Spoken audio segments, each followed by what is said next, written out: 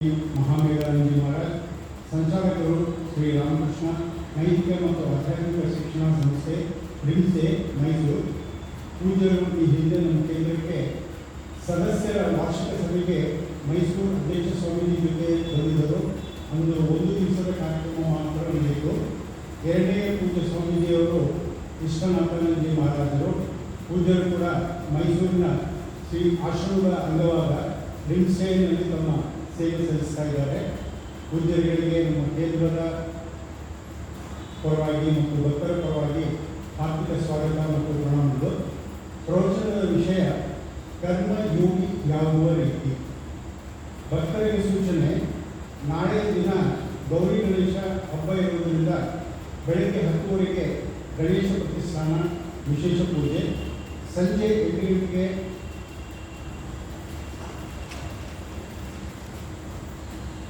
ಗಣೇಶ ವಿಸರ್ಜನೆ ನಿಮಿತ್ತ ವಿಶೇಷ ಪೂಜೆ ಮತ್ತು ಪ್ರಸಾದ ವಿನಿಯೋಗ ಇರುತ್ತೆ. ಭಕ್ತರು ಹೆಚ್ಚಿನ ಸಂಖ್ಯೆಯಲ್ಲಿ ಭಾಗವಹಿಸಿ ಪ್ರವಚನದ ಲಾಭ ಮತ್ತು ಗೌರಿ ಗಣೇಶನ ಕೃಪಕ್ಕೆ ಪಾತ್ರರಾಗಬೇಕು ಅಂತೇಳಿ ವಿನಂತಿಸಿಕೊಳ್ತೀನಿ. ಪೂಜ್ಯರು ತಮ್ಮ ಆಶೀರ್ವಚನ ನೀಡಬೇಕು ವಿನಂತಿಸಿಕೊಳ್ತೀನಿ. ಜಯರಾಮ.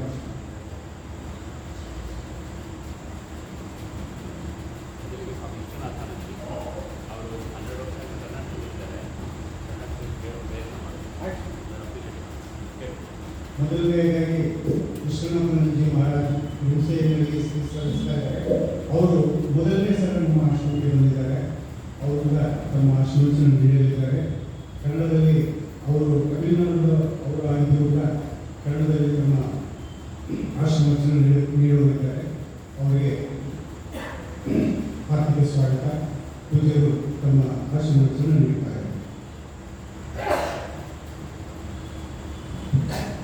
यो ब्रह्माणं विददाति पूर्वं यो वै वेदान् च प्रहिणोति तस्मै तम्भदेवम् आत्मबुद्धिप्रकाशं मुमुक्षुर्वै शरणमहं प्रपद्ये. ओं नमो भगवते रामकृष्णाय नमः. ಎಲ್ಲರಿಗೂ ನಮಸ್ಕಾರ. ಮಹಾಮೇಧಾನಂದ ಜೊತೆ ಸುಮ್ಮನೆ ಬಂದಿದ್ದೆ. ಒಮ್ಮೆಲೆ 10 ನಿಮಿಷ ಮಾತಾಡಿ ಅಂತ ಹೇಳ್ತು. ಪ್ರಿಪೇರ್ ಟೆಸ್ಟೇ ಕಷ್ಟ, ಸಡನ್ ಟೆಸ್ಟ್ ಆಗಬೇಕು ತುಂಬ ಕಷ್ಟ. ಇದು ಫಸ್ಟ್ ಟೈಮ್ ನಾನು ಕನ್ನಡದಲ್ಲಿ ಮಾತಾಡ್ತಾ ಇರೋದು. ಫಸ್ಟ್ ಟೈಮ್ ಬೆಳ್ಳಾರಿ ಆಶ್ರಮ ಫಸ್ಟ್ ಟೈಮ್. ಮಹಾರಾಜು ಕರ್ಮಯೋಗ ಬಗ್ಗೆ ಮಾತಾಡ್ತಾರೆ. ನಾನು ಸುಮ್ಮನೆ ಒಂದು ಪೀಟಿಗೆ ನಾವು ಹೇಳ್ತೀನಿ ಅಷ್ಟೇ. ನಮಗೆಲ್ಲ ಗೊತ್ತಿರುವಾಗ ಸ್ಪಿರಿಚುವಲ್ ಲೈಫ್, ಅಧ್ಯಾತ್ಮ ಜೀವನ, ಈ ಥರ ಶಬ್ದಗಳು ಅಧ್ಯಾತ್ಮ, ತಪಸ್ಸು, ಭಕ್ತಿ, ಜ್ಞಾನ ಇದೆಲ್ಲ ನಮಗೆ ತುಂಬ ಸಾರಿ ಕೇಳಿದ್ವಿ. ಆತ್ಮ ಇಲ್ಲಿ ಸುಮಾರು ಎಲ್ಲ ಪ್ರವಚನ ಆಗಿರ್ತಲ್ವ, ಬ್ರಹ್ಮನ್, ಆತ್ಮನ್ ಎಲ್ಲ ಕೇಳಿರ್ತೀವಿ. ನಮಗೆ ಶಬ್ದ ಜ್ಞಾನ ಇರುತ್ತೆ, ಬಟ್ ಅದು ಏನು ಕರೆಕ್ಟ್ ಅರ್ಥ, ಸ್ಪಿರಿಚುವಲ್ ಲೈಫ್ ಅಂದರೆ ಏನೋ ಕೇಳ್ತೀವಿ, ಆತ್ಮ ಅಂತಾರೆ, ಬ್ರಹ್ಮ ಅಂತಾರೆ ಅಂತ ನಮಗೆ ಕರೆಕ್ಟಾಗಿ ಒಂದು ಕಲ್ಪನೆ ಇರಲ್ಲ. ಸ್ಪಿರಿಚುವಲ್ ಲೈಫ್ ನಮಗೆ ಕ್ಲಾರಿಟಿ ಇಲ್ಲ ಅಂದರೆ ನಾವು ಮಾಡುವ ಸಾಧನೆ ನಮಗೆ ನಾವೆಲ್ಲಿ ತೊಗೊಂಡು ಹೋಗ್ಬೇಕು, ನಮಗೆ ಸ್ವಲ್ಪ ಲಾಂಗ್ ರೂಟ್ ಆಗುತ್ತೆ. ನಮ್ಗೆ ಕರೆಕ್ಟಾಗಿ ಗೊತ್ತದೆ, ಕ್ಲಾರಿಟಿ ಬೇಕಂತ ಹೇಳ್ತಾರೆ, ಕ್ಲಾರಿಟಿ ಇರಬೇಕು. ಅದೇ ಥರ ಈಗ ನಮ್ಮ ಸ್ಪಿರಿಚುವಲ್ ಲೈಫ್, ಅಧ್ಯಾತ್ಮ ಜೀವನ ಅಂದರೆ ಏನು? ಅಧ್ಯಾತ್ಮ ಸಾಧಕರು ನಾವೆಲ್ಲ ಸಾಧಕರಲ್ವ? ಇಲ್ಲಾಂದರೆ ಈ ಟೈಮಲ್ಲಿ ಎಲ್ಲರೂ ಇರ್ಬೋದು. ಬಟ್ ನೀವು ಇಲ್ಲಿ ಬಂದಿದ್ದೀರಿ, ಏನೋ ಸ್ವಾಮಿ ಬಂದಿದ್ದಾರೆ, ಏನೋ ಆರತಿ ಮಾಡ್ತೀರಿ, ಡೈಲಿ ಭಜನ್ಸ್ ಮಾಡ್ತೀರಿ, ಕೇಳ್ತೀರಿ. ಸೊ ನಮ್ಮೊಳಗಡೆ ಏನೋ ಸಮಥಿಂಗ್, ಏನೋ ಒಂದು awakening, bit of awakening has happen ಆಗಿದೆ. ಅದಕ್ಕೋಸ್ಕರ ಎಲ್ಲ ಬರ್ತಾ ಇದ್ವಿ. ಸೊ ಅದನ್ನ ನಾವು ಅಧ್ಯಾತ್ಮ ಸಾಧಕ ಅಂತ ಕರಿತಾ ಇದ್ವಿ. ಈಗ ಅದನ್ನ ಅಧ್ಯಾತ್ಮ ಸಾಧಕರನ್ನ ಹೇಗೆ ಕ್ಯಾಟಗರೈಸ್ ಮಾಡೋದು, ಔಟರ್ ಕ್ಯಾಟಗರಿ ಹೇಗೆ ಡಿವೈಡ್ ಮಾಡೋದು ಅಂತ ಒಂದು 3 ಸೆಂಟೆನ್ಸ್, 3 ವಾಕ್ಯ ಹೇಳ್ತೀವಿ. ಆ 3 ವಾಕ್ಯದಲ್ಲಿ ಫುಲ್ ಸ್ಪಿರಿಚುವಲ್ ಸೀಕರ್ಸ್ ಬಗ್ಗೆ ನಮ್ಗೆ ಕ್ಲಿಯರ್ ಅರ್ಥ ಆಗುತ್ತೆ. ಆಮೇಲೆ 10 ನಿಮಿಷ ಟೈಮು. ಇವತ್ತು ಒಂದು ಬಗ್ಗೆ ಹೇಳ್ತೀನಿ, ನಾಳೆ ಬೇಗ ಅವ್ನಿಗೆ ಕಂಪಲ್ ಮಾಡಿದ್ರೆ ಇನ್ನೊಂದು ಬಗ್ಗೆ ಹೇಳ್ತೀನಿ. ಸೊ ಈಗ ಅಧ್ಯಾತ್ಮ ಜೀವನ ಸಾಧಕರಂದ್ರೆ ಯಾವುದು? What is spiritual practice? ನಾವು ಎಷ್ಟು ಮಟ್ಟಿಗೆ, ಎಲ್ಲಿವರೆಗೆ ನಾವು ನಮ್ಮ ಜೀವನದಲ್ಲಿ ಆಗುವ ಎಕ್ಸ್ಪೀರಿಯನ್ಸ್ಗಳು, ಸಫರಿಂಗ್ಸ್ ಎಲ್ಲ ಹೊರಗಡೆ ಪ್ರಪಂಚ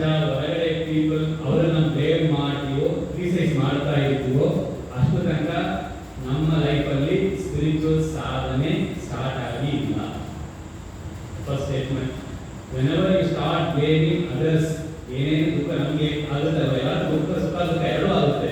ಸುಖವನ್ನು ದುಃಖವನ್ನು ಹೊರಗಡೆ ಇರುವ ಸಿಚುವೇಶನ್ಸ್ಗಳು, ಪೀಪಲ್, ಇವ್ರ ಮೇಲೆ ನಾವು ಬ್ಲೇಮ್ ಮಾಡದೆ, ಕ್ರಿಟಿಸೈಸ್ ಮಾಡದೆ, ನಮ್ಮ ಜೀವನದಲ್ಲಿ ನಮ್ಮ ಅಧ್ಯಾತ್ಮ ಸಾಧನೆಯಲ್ಲಿ ನಾವು ತೊಡಗಿಸಿಲ್ಲ ಅಂತ ಇದೊಂದು ಸೆಂಟೆನ್ಸ್. ಇನ್ನೊಂದು ಏನಂದ್ರೆ, ಯಾವ ತನಕ ಆಸ್ ಲಾಂಗ್ ಆಸ್ ನಾವು ಎಲ್ಲಿವರೆಗೂ ನಾವು ಹೊರಗಡೆ ಹೊರಗಡೆ ಎಲ್ಲಿವರೆಗೂ ನಮ್ಮ ಜೀವನದಲ್ಲಿ ಆಗುವ ಸಫರಿಂಗ್ಸ್ ಎಲ್ಲಾದರೂ ನಾನೇ ಕಾರಣ ಅಂತ ನಮಗೊಂದು ಜ್ಞಾನ ಬರುತ್ತೋ ಆವಾಗ ನಮ್ಮ ಲೈಫಲ್ಲಿ ಸ್ಪಿರಿಚುವಲ್ ಸಾಧನೆ ತೊಡಗಿದೆ. ಫಸ್ಟ್ ಬ್ಲೇಮ್ ಅದರ್ಸ್ ಹೊರಗಡೆ ಮಾಡೋದು ಸ್ಪಿರಿಚುವಲ್ ಆಗಿಲ್ಲ. ಯಾವಾಗ ನೀವು ನಿಮ್ಮ ವಾಟ್ ಎವರ್ ಹ್ಯಾಪನ್ಸ್ ನಿಮ್ಮ ಲೈಫಲ್ಲಿ ಏನಾಗುತ್ತೋ ನೀವೇ ಅದರ ರೆಸ್ಪಾನ್ಸಿಬಿಲಿಟಿ ತಗೊಂಡು ನೀವು ಏನೇ ಮಾಡೋನು ಆವಾಗ ನಿಮ್ಮ ಲೈಫಲ್ಲಿ ಸ್ಪಿರಿಚುವಲ್ ಪ್ರಾಕ್ಟೀಸ್, ಅಧ್ಯಾತ್ಮ ಸಾಧನೆ ತೊಡಗಿದೆ. You have started to live a spiritual life by doing some spiritual practice. ಇನ್ನೊಂದು ಏನಂದ್ರೆ, ಎಲ್ಲಿವರೆಗೂ ನಾವು ಯಾರನ್ನೂ ಬ್ಲೇಮ್ ಮಾಡಲ್ಲ. ಏನೇ ಆದ್ರೂ ನಾನು ಹೊರಗಡೆ ಪ್ರಪಂಚ ಪೀಪಲ್ನು ಬ್ಲೇಮ್ ಮಾಡಲ್ಲ, ನನ್ನನ್ನು ನಾನು ಬ್ಲೇಮ್ ಮಾಡ್ಕೊಳ್ಳಲ್ಲ. ಅಂದರೆ ನನ್ನ ಸ್ಪಿರಿಚುವಲ್ ಸಾಧನೆ ಮುಗಿದೋಗಿದೆ, ಮುಗಿದೋಗಿದೆ ಅಂತ ಇದು 3 ವಾಕ್ಯಗಳು. ಸೊ ನಾವು ಒಂದೊಂದಾಗಿ ತಗೊಂಡು ನೋಡಿಲ್ಲ. ಸೂತ್ರ ವಾಕ್ಯ ಅಂತ ಹೇಳ್ತಾರೆ. ಸೂತ್ರ ಅಂದ್ರೆ ಸ್ಮಾಲ್ ಸೆಂಟೆನ್ಸ್, ಸ್ಮಾಲ್ ವಾಕ್ಯಗಳು. ಈಗ ನೋಡಿ, ನೀವು ಸುಮಾರು ಎಲ್ಲ ಕೇಳಿರ್ತೀರಲ್ಲ, ಉಪನಿಷತ್ ಆಗುತ್ತಲ್ವಾ. ಈಗ ತೈತ್ಯ ಉಪನಿಷತ್ತಲ್ಲಿ ಒಂದು ಬರುತ್ತೆ, ಬ್ರಹ್ಮ ವಿದಾಪ್ನೋತಿ ಪರಂ. ಬ್ರಹ್ಮವನ್ನು ಯಾರು ತಿಳ್ಕೊಂಡಾನೋ ಅವನು ಹೈಯೆಸ್ಟ್ ಅಂತ ಬರುತ್ತೆ. ಇದೊಂದು ಚಿಕ್ಕ ಸೆಂಟೆನ್ಸ್, ಬ್ರಹ್ಮ ವಿದಾಪ್ನೋತಿ ಪರಂ. ಇದು ಸೂತ್ರವಾಕ್ಯ ಅಂತ ಹೇಳ್ತೀವಿ. ಇದನ್ನ ಏನು ಬ್ರಹ್ಮ, ಹೇಗೆ ಪಡೆಯೋದು, ಏನು ಅಂತ ನಮ್ಗೆ ಕ್ವಶನ್ ಬರುತ್ತೆ. ಈ ಒಂದೇ ಸೆಂಟೆನ್ಸ್ ಹೇಳ್ಬಿಟ್ಟು ಅರ್ಥ ಆಗಲ್ಲವಾ, ಎಕ್ಸ್ಪ್ಲೇಷನ್ ಕೊಡಬೇಕು. ಏನ್ ಮಾಡುತ್ತೆ, ಫಸ್ಟ್ ಬ್ರಹ್ಮ ವಿದಾಪ್ನೋತಿ ಪರಂ ಅಂತ ಒಂದು sentence. This is the way how ಶಾಸ್ತ್ರ ತುಂಬಾ ಕ್ಲೀನ್ ಆಗಿ ನಮಗೆ ಎಕ್ಸ್ಪ್ಲೇನ್ ಮಾಡುತ್ತೆ. ಬೇಗ ಇರಬಾರ್ದು, ಯಾವ ಸ್ಪಿರಿಚುವಲ್ ಲೈಫ್ ಯಾವುದೇ ಲೈಫಲ್ಲಿ ಬೇಗನೆಸ್ ಇರಬಾರ್ದು, ಕ್ಲಾರಿಟಿ ಇರಬೇಕು. ಒಂಥರ ಆಗಿದ್ದರೆ ನಮಗೇನು ಸರಿ ಆಗ್ತಾ ಇಲ್ಲ. ಸೊ ಬ್ರಹ್ಮ ವಿರಾಪ್ನೋಗಿ ಪರಂ ಸೂತ್ರವಾಕ್ಯ. ಅವನು ಬ್ರಹ್ಮ ಅಂದ್ರೆ ಏನು, ಆಪ್ನೋತಿ ಅಂದ್ರೆ ಹೇಗೆ ಪಡೆಯುವುದು, ವಾಟ್ ಈಸ್ ಬ್ರಹ್ಮ, ಹೌದು ಅಟೇನ್, ಹೇಗೆ ಇದು ಮಾಡ್ಕೊಳ್ಳೋದು ಅಂತ ನಮ್ಗೆ ಬರುತ್ತೆ. ಹೇಳಿದ್ರೆ ಸತ್ಯಂ ಜ್ಞಾನ ಅನಂತಂ ಬ್ರಹ್ಮ ಅಂತ ಒಂದು ಚಿಕ್ಕದಾಗಿ ಒಂದು ಎಕ್ಸ್ಪ್ಲೇಷನ್ ಕೊಡುತ್ತೆ. ಆ ಎಕ್ಸ್ಪ್ಲೇಷನ್ ಅಲ್ಲಿ ಏನ್ ಮಾಡುತ್ತೆ, ಎಕ್ಸ್ಪ್ಲೇನ್ ಮಾಡ್ಕೊಂತಾ ಹೋಗ್ತಾರೆ. ಶಾಸ್ತ್ರ ವೇ ಆಫ್ ಎಕ್ಸ್ಪ್ಲೈನಿಂಗ್ ಫಸ್ಟ್ ಒಂದು ಸೂತ್ರವಾಗಿ. ಯಾಕೆ ಹೇಳಿದೆ ಅಂದ್ರೆ, ನಾನೀಗ 3 ಸೆಂಟೆನ್ಸ್ ಹೇಳಿದಲ್ವಾ, ಹೊರಗಡೆ ಪ್ರಪಂಚ ಬ್ಲೇಮ್ ಮಾಡೋದು ತೊಡಗಿಸಲಿಲ್ಲ, ನನ್ನನ್ನೇ ಬ್ಲೇಮ್ ಮಾಡಿಕೊಂಡು ಸ್ಪಿರಿಚುವಲ್ ತೊಡಗಿದೆ. ಯಾವಾಗ ನಾನು ಯಾರನ್ನೂ ಬ್ಲೇಮ್ ಮಾಡಿದ, just I feel like that, accept everything and feel like that ಅಂತ ಅವ್ರದ್ದು ಫಿನಿಶ್ ಆಗಿದೆ ಅಂತ 3 ಸೆಂಟೆನ್ಸ್ ಇಟ್ ಇಸ್ ಸೂತ್ರ. ಇದನ್ನೇ ಎಕ್ಸ್ಪ್ಲೇಷನ್ ಕೊಡಬೇಕು, ಆವಾಗ ನಿಮಗೆ ಚೆನ್ನಾಗಿ ಅರ್ಥ ಆಗುತ್ತೆ. ಸೊ ದಿಸ್ ವಾಟ್ ಶಾಸ್ತ್ರ ಫಂಕ್ಷನ್. ಸೊ ನಾವು ಫಸ್ಟ್ ಈಗ 5 ಮಿನಿಟ್ಸ್ ಇದೆ, ಫಸ್ಟ್ ಸೆಂಟೆನ್ಸ್ ತಗೊಳ್ಳೋಣ.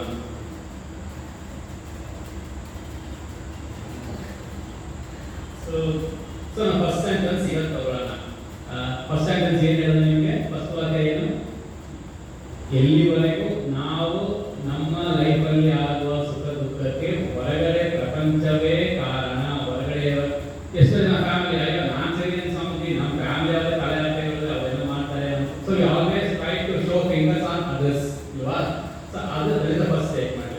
ಸೊ ಆ ಸೆಂಟೆನ್ಸ್ ತಗೊಳ್ಳೋಣ. ಸೊ ಅವ್ರಿಗೆ ಏನಂದ್ರೆ, ಆ ಥರ ಇರುವವರಿಗೆ ಹೂ ಇಸ್ ದ ಸಾಧಕ, ಸಾಧಕರು ಯಾರು ಇಲ್ಲಿ, ಅವ್ರು ಯಾರು, ಆ ಥರ ಜನ ಏನಂದ್ರೆ ಅವ್ರಿಗೆ ಏನು ವಾಟ್ ಇಸ್ ದ ಲಕ್ಷಣ ಅಂದ್ರೆ, ಅವ್ರೇನಂದ್ರೆ ಅವ್ರ ಮನಸ್ಥಿತಿ ಹೇಗಿರುತ್ತಂದ್ರೆ, ಸುಖವೋ ದುಃಖವೋ ಎರಡಕ್ಕೂ ಔಟ್ಸೈಡ್ ಇದೆ ಕಾರಣ, ನಾನು ಕಾರಣ ಅಲ್ಲ. ಬೋತ್ ಫಾರ್ ಸುಖ ಅಂಡ್ ದಿ ದುಃಖ outside people situation is the ಕಾರಣ ಅಂತ ನಮಗೆ ಇರುತ್ತೆ. ಆವಾಗ ನಾವು ಯಾವಾಗ ಆ ಥರ ನಾವು ಮನಸ್ಸಿನಲ್ಲಿ ಒಂದು ನಿಶ್ಚಯ ಮಾಡ್ಕೊಂಡಿದ್ದೀವೋ, ನಮ್ಮ ಮನಸ್ಸಿನಲ್ಲಿ ಏನೇ ನಿಶ್ಚಯ ಮಾಡ್ತೀವೋ, ನಮ್ಮ ಎಫರ್ಟ್ಸ್ ಆ ಡೈರೆಕ್ಷನ್ಲಿ ಹೋಗುತ್ತೆ ಅಲ್ವಾ. You decide something, then you put efforts on those directions. ನಮ್ಮ ಮನಸ್ಸಲ್ಲಿ ಯಾವ ನಿಶ್ಚಯ ಮಾಡ್ಕೊಂಡ್ವಿ, ಈಗ ನಾವು ನಿಶ್ಚಯ ಮಾಡಿದ್ವಿ, ಏನು ಮಾಡೋದ, ನನ್ನ ಸುಖ ದುಃಖಕ್ಕೆ ನಾನೇನು ಐ ಕ್ಯಾನಾಟ್ ಬ್ಲೇಮ್ ಮೈಸೆಲ್ಫ್, ನಾನು ಕಾರಣ ಅಲ್ಲ, ಹೊರಗಡೆ ಪ್ರಪಂಚ ಅಂತಲೇ ಕಾರಣ. ಸೊ ಅದು ಸುಖ ದುಃಖವನ್ನು ಪಡೆಯೋಕ್ಕೆ ನಾನು ಎಫರ್ಟ್ಸ್ ಹೇಗಾಗ್ತೀನಿ ಅಂಥವರು ಈ ಈ ವಿಷಯ ಬರ್ತಾರೆ. ಸೊ ಸುಖ ದುಃಖ ಇಸ್ ದಿ ಔಟ್ಸೈಡ್ ಪ್ರಪಂಚ. ಆ ಸುಖ ದುಃಖವನ್ನು ಪಡೆಯಕ್ಕೆ ನಾನು ಏನ್ ಮಾಡಬೇಕು ಅಂತ ಇರುವುದು ಈ ತರ ಒಂದು ಡಿವಿಷನ್ ಸಾಕು. ಅವ್ರ ಪ್ರವೃತ್ತಿ ಹೇಗಿರುತ್ತೆ, ಹೊರಗಡೆ ಇರುವ ಆಬ್ಜೆಕ್ಟ್ ನ ಪಡ್ಕೊಳ್ಳೋದು, ದುಃಖವನ್ನ ಇದು ಮಾಡೋದು, ನಿವೃತ್ತಿ ಮಾಡೋದು, ಸುಖವನ್ನ ಇದು ಮಾಡ್ಕೊಳ್ಳೋಕೆ ಅವರು ಪ್ರಯತ್ನ ಮಾಡ್ತಾರೆ. ಇನ್ನೊಂದು ಏನಂದ್ರೆ ತುಂಬಾ ಇಂಪಾರ್ಟೆಂಟ್ ಏನಂದ್ರೆ ಅವ್ರು ಯಾವಾಗಲೂ ಇನ್ನೊಬ್ಬರನ್ನ ಚೇಂಜ್ ಮಾಡಕ್ಕೆ ಟ್ರೈ ಮಾಡ್ತಾರೆ, ಸಿಚುವೇಶನ್ ಚೇಂಜ್ ಮಾಡಕ್ಕೆ ಟ್ರೈ ಮಾಡ್ತಾರೆ. ಅವ್ರನ್ನ ಅವ್ರು ಚೇಂಜ್ ಮಾಡ್ಕೊಳ್ಳೋಕೆ ಯಾವತ್ತೂ ಅವ್ರ ಮನಸ್ಸಿನಲ್ಲಿ ಬರಲ್ಲ. Always they will try to change others, blame others and that is the problem. So ಈ ತರ ಇರುವಾಗ ಇಲ್ಲಿ ಅವರ ಸಾಧನೆ, ಸಾಧಕ ಇಸ್ ಅ ಪರ್ಸನ್, ಯಾರು ಪರ್ಸನ್, ಆ ಸಾಧಕ ಮೈಂಡ್ ಸೆಟ್ ಬಗ್ಗೆ ನೋಡಿದ್ವಿ. ಅವರು ಸುಖ ದುಃಖವನ್ನು ಹೊರಗಡೆ ಇದು ಮಾಡ್ತಾರೆ. ಅವ್ರ ಸಾಧನೆ ಏನು, ವಾಟ್ ಇಸ್ ದ ಸಾಧನ ಮೀನ್ಸ್, ಅವರು ಎರಡು ಕರ್ಮ ಮಾಡ್ತಾರೆ. ಒಂದು ಕಾಮ್ಯ ಕರ್ಮ, ಇನ್ನೊಂದು ಪ್ರಾಯಶ್ಚಿತ್ತ ಕರ್ಮ. ಇದೆಲ್ಲ ಹೇಳಕ್ಕೆ ಇಷ್ಟು ಬಿಡಿ ಡಿವಿಷನ್ಸ್ ಮಾಡಿದ್ದೀವಿ. ಸೊ ನಾವೆಲ್ಲ ಕರ್ಮ ಮಾಡಿ ಕಾಮ್ಯ ಕರ್ಮ ಅಂತ ಕೇಳಿದ್ವಿ, ಪ್ರಾಯಶ್ಚಿತ್ತ ಕರ್ಮ ಕೇಳಿದ್ವಿ, ನಿಷ್ಕಾಮ ಕರ್ಮ ಸ್ವಾಮಿ ಮಾತಾಡ್ತಾರೆ ಕರ್ಮಯೋಗ ಬಗ್ಗೆ, ನಿಷ್ಕಾಮ ಕರ್ಮ ಕೇಳಿದ್ವಿ. ಸೊ ಯಾವ್ಯಾವ ಕರ್ಮನ ಮಾಡ್ತಾರೆ, ಯಾವ್ಯಾವ ಕರ್ಮ ಮಾಡ್ತಾರೆ, ಮೈಂಡ್ ಸೆಟ್ ಹೇಗಿದೋ ಅದು ತಕ್ಕವಾಗಿ ನಾನು ಹೇಳೋದಲ್ಲ. ನಿಮ್ಮ ಬುದ್ಧಿನಲ್ಲಿ ಯಾವನ್ನ ನೀವು ನಿಶ್ಚಯ ಮಾಡ್ಕೊಂಡಿರೋ ಆ ನಿಶ್ಚಯ ತಕ್ಕವಾಗಿ ನೀವು ಆ ಎಫರ್ಟ್ಸ್ ಹಾಕಿ ಆ ರೀತಿಯಲ್ಲಿ ಹೋಗ್ತಾ ಇರ್ತೀವಿ. ಸೊ ಈ ಫಸ್ಟ್ ಕ್ಯಾಟಗರಿ ಆಫ್ ಪೀಪಲ್ ಏನ್ ಮಾಡ್ತಾರೆ, ಸುಖ ಔಟ್ಸೈಡ್ ಇದೆ. ಸೊ ನಾನೇನ್ ಮಾಡೋದು, ಕಾಮ್ಯ ಕರ್ಮ ಮಾಡಬೇಕು ಅಂತ.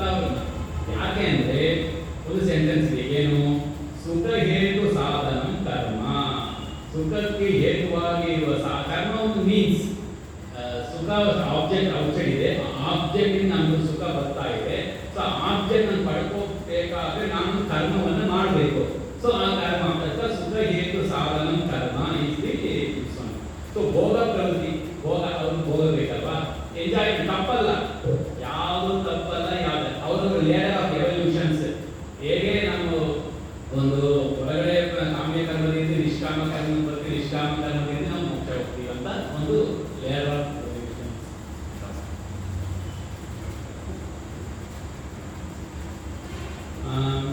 ಸೊ ಇದು ಒಂದು.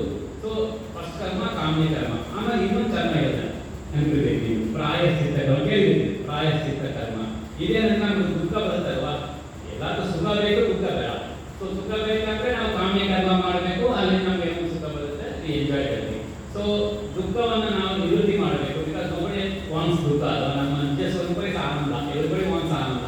ಸೊ ದುಃಖ ಬೇಡ ಅಂದ್ರೆ ಇದೆ, ಅದಕ್ಕೆ ತಕ್ಕವಾಗಿ ಯಾವ ಕರ್ಮ ಮಾಡಿ, ಏನೋ ಒಂದು ಪಾಪ ಆಗಿದೆ ಹೇಳ್ತಾರೆ, ಸೊ ಈ ಪ್ರಾಯಶ್ಚಿತ್ತ ಮಾಡು ಅಂತ ಹೇಳ್ತಾರೆ. ಸೊ ಆ ಪ್ರಾಯಶ್ಚಿತ್ತ ಕರ್ಮವನ್ನು ಮಾಡಿದ್ರೆ ದಟ್ ಈಸ್ ದುಃಖವನ್ನು ನಿವೃತ್ತಿ ಮಾಡ್ಕೊಳ್ಳೋಕೆ. ಸೊ ಇಲ್ಲಿ ಸಪೋಸ್ ಮಳೆ ಬೇಕು, ಮಳೆ ಬರಬೇಕು ಅಂದ್ರೆ ನಾವೇನೊಂದು ಕಾಮ್ಯ ಕರ್ಮ ಮಾಡ್ತೀವಿ, ಕಾರ್ಯನಿಷ್ಠಿ ಕರ್ಮ ಅಂತ ಹೇಳ್ತಾರೆ. ಈ ಕರ್ಮವೇ ಕಾಮ್ಯ ಕರ್ಮ. ಯಾಕಂದ್ರೆ ಈ ಕರ್ಮ ಮಾಡಕ್ ಮುಂಚೆ ನಮ್ಗೆ ಇಚ್ಛೆ ಇದೆ, ಒಂದು ದಿಸೆ ಇರುತ್ತಲ್ಲ, ಒಂದು ದಿಸೆ ಅವಿದ್ಯಾ ಕಾಮ ಕರ್ಮ. ಈ ಕರ್ಮ ಮಾಡಬೇಕಂದ್ರೆ ಕಾಮ ಇರಲೇಬೇಕು, ದಿಸೆ ಇಲ್ಲ ಅಂದ್ರೆ ಯಾವ ಕರ್ಮ ಮಾಡಕ್ಕಾಗಲ್ಲ.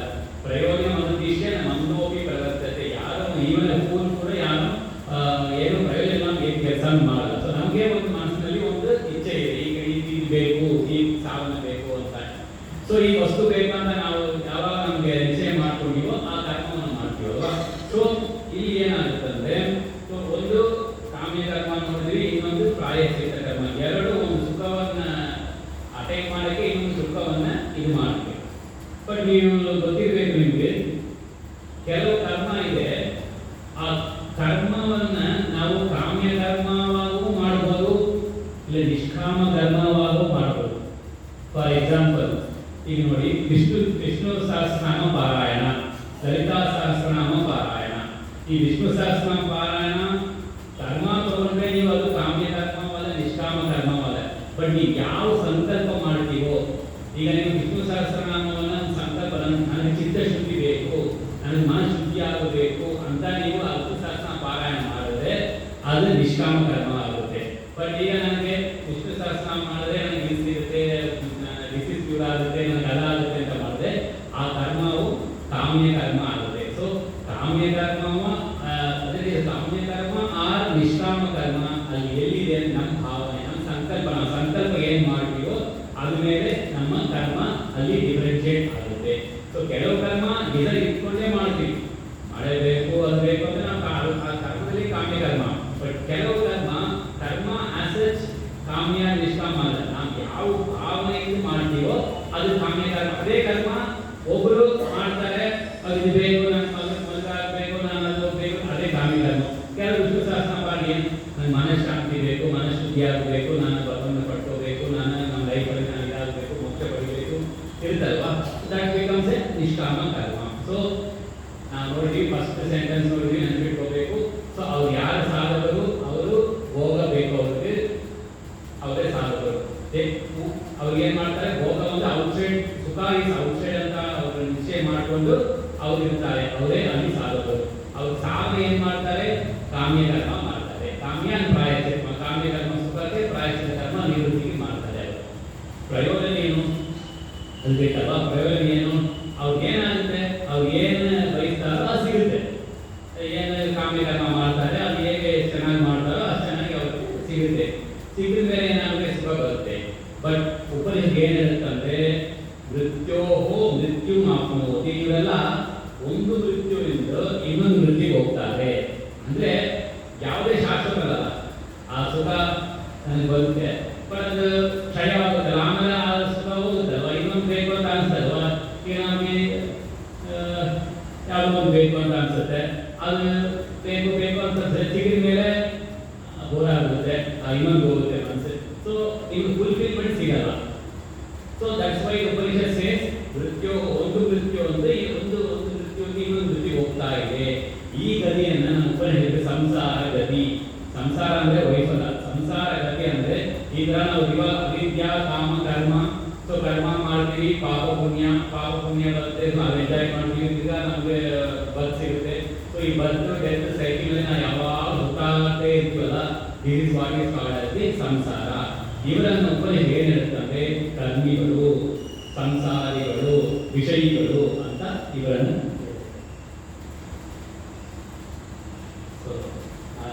ಕಾಣಿಸಿದ್ರೆ ಸೆಕೆಂಡ್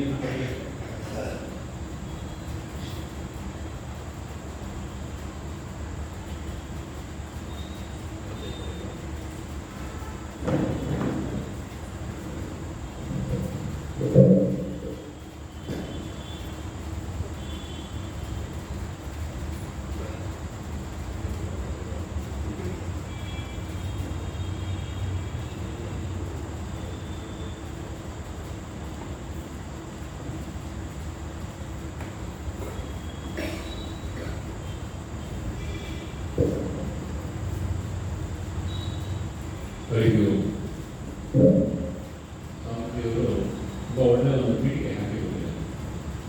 ಅವರು ಒಂದು ಇದೇ ಮೊದಲನೇ ಸತಿ ಕನ್ನಡದಲ್ಲಿ ಮಾತಾಡಿದ್ದಾರೆ, ಚೆನ್ನಾಗಿ ಮಾತಾಡಿದ್ದಾರೆ. ಅರ್ಥ ಆಯ್ತಲ್ಲ ನಿಮಗೆ? ಅವರ ಕನ್ನಡ ನಾವು ಹೇಳ್ತಿದ್ವಿ, ಸ್ವಾಮಿ ಆಗತ್ತೆ ಈ ಕನ್ನಡ ಮಾತಾಡೋದು ಕೇಳಿದ್ವಿ. ಇವತ್ತು ಶುರುವಾಗಿದೆ ಒಳ್ಳೆಯ ಕನ್ನಡ.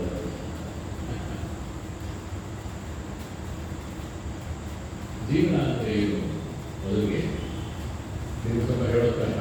4 ತಿಂಗಳು ಪ್ರವಾಸ ಹೇಳೋರಿಗೆಲ್ಲ ಮೊದಲಿಗೆ ನಾವು ಏನು ಹೇಳೋದೆಲ್ಲ ಗೊತ್ತಿಲ್ಲ, ನಮಗೂ ಹೇಳಬೇಕು ಗೊತ್ತಿರೋದ್ರಿಂದ ಮತ್ತೆ ಬೆಲೆ ಹಾಕಿದಾಗ ಹೊಸ ವಿಷಯದಲ್ಲಿ ಹೊಸ ದೃಷ್ಟಿಕೋನ ಬರುತ್ತೆ. ಕೆಲವು ಮಕ್ಕಳಿರುತ್ತೆ, ನೆನಪಾಗುತ್ತೆ. ಕೆಲವು ಜೊತೆ ಹೊಸದಾಗಿ ಕನೆಕ್ಷನ್ಸ್ ಆಗುತ್ತೆ.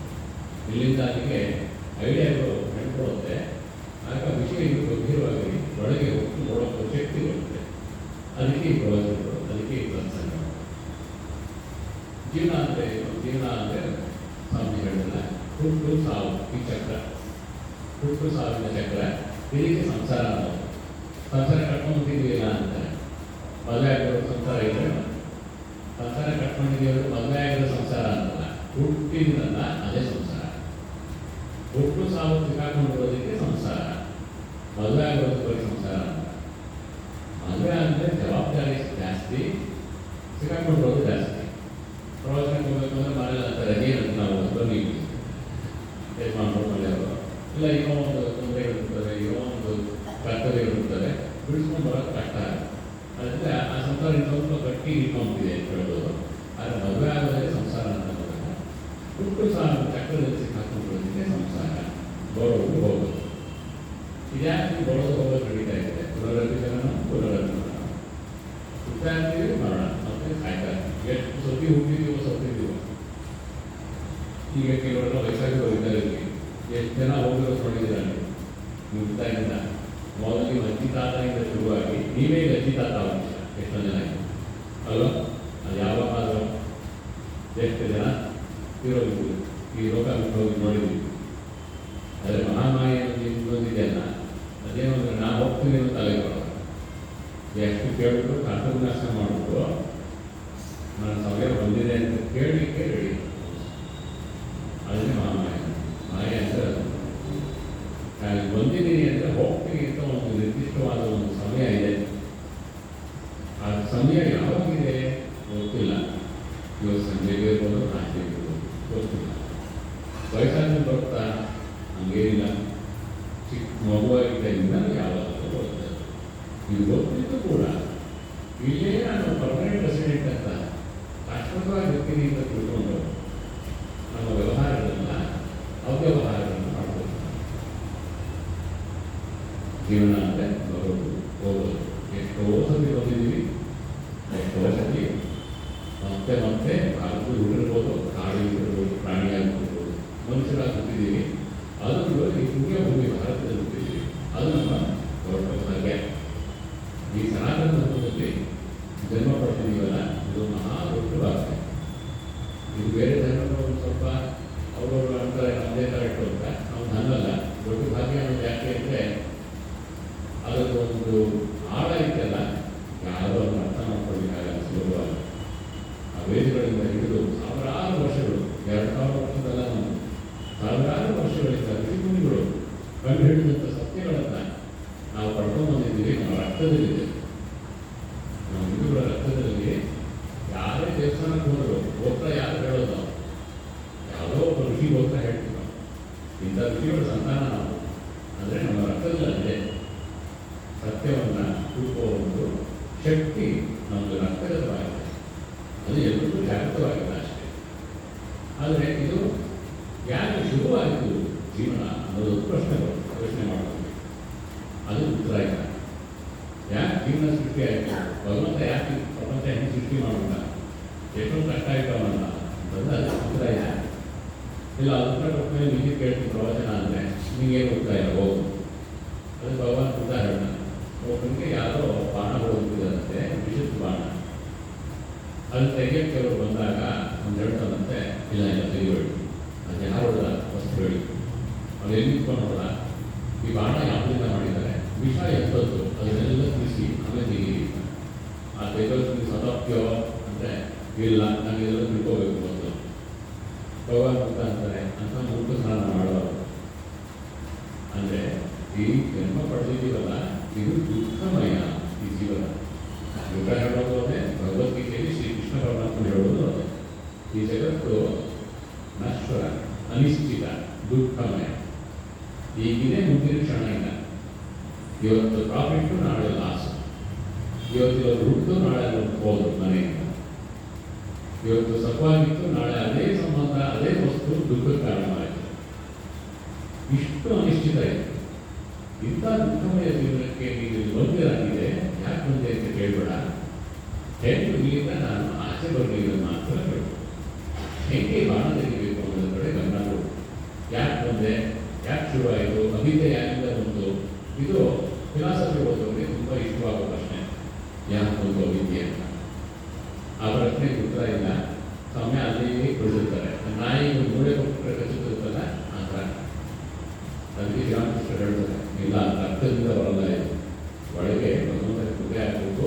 ನೀವು ಆ ಕೃಪೆಗಾಗಿ ಪ್ರಾರ್ಥನೆ ಮಾಡಿ, ಹಾಗೆ ನಿಮಗೆ ಸತ್ಯ ಅರ್ಥವಾಗುತ್ತೆ. ವಿಚಾರದಿಂದ ಅರ್ಥವಾಗೋದಲ್ಲ ಇದು. ನಾನಿಲ್ಲಿ ಹುಟ್ಟಿದ್ದೀನಿ.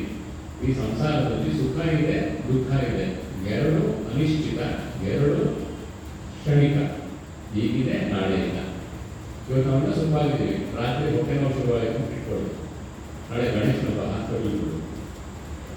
ಯಾವ ದುಃಖ ಬರುತ್ತೆ ಹೇಳೋಂಗಿಲ್ಲ. ಅಷ್ಟು ಅನಿಶ್ಚಿತ ಇದೆ ಈ ಸುಖ ದುಃಖ. ಅದನ್ನ ಶ್ರೀಮಂತ ಶಾರದಾದೇವರು ಹೇಳ್ತಾರೆ, ಅಪ್ಪ ನಾನು ತಡ್ಕೋ. ಶ್ರೀಕೃಷ್ಣ ಪರಮಾತ್ಮ ಹೇಳಿದ್ದು ಅದೇ.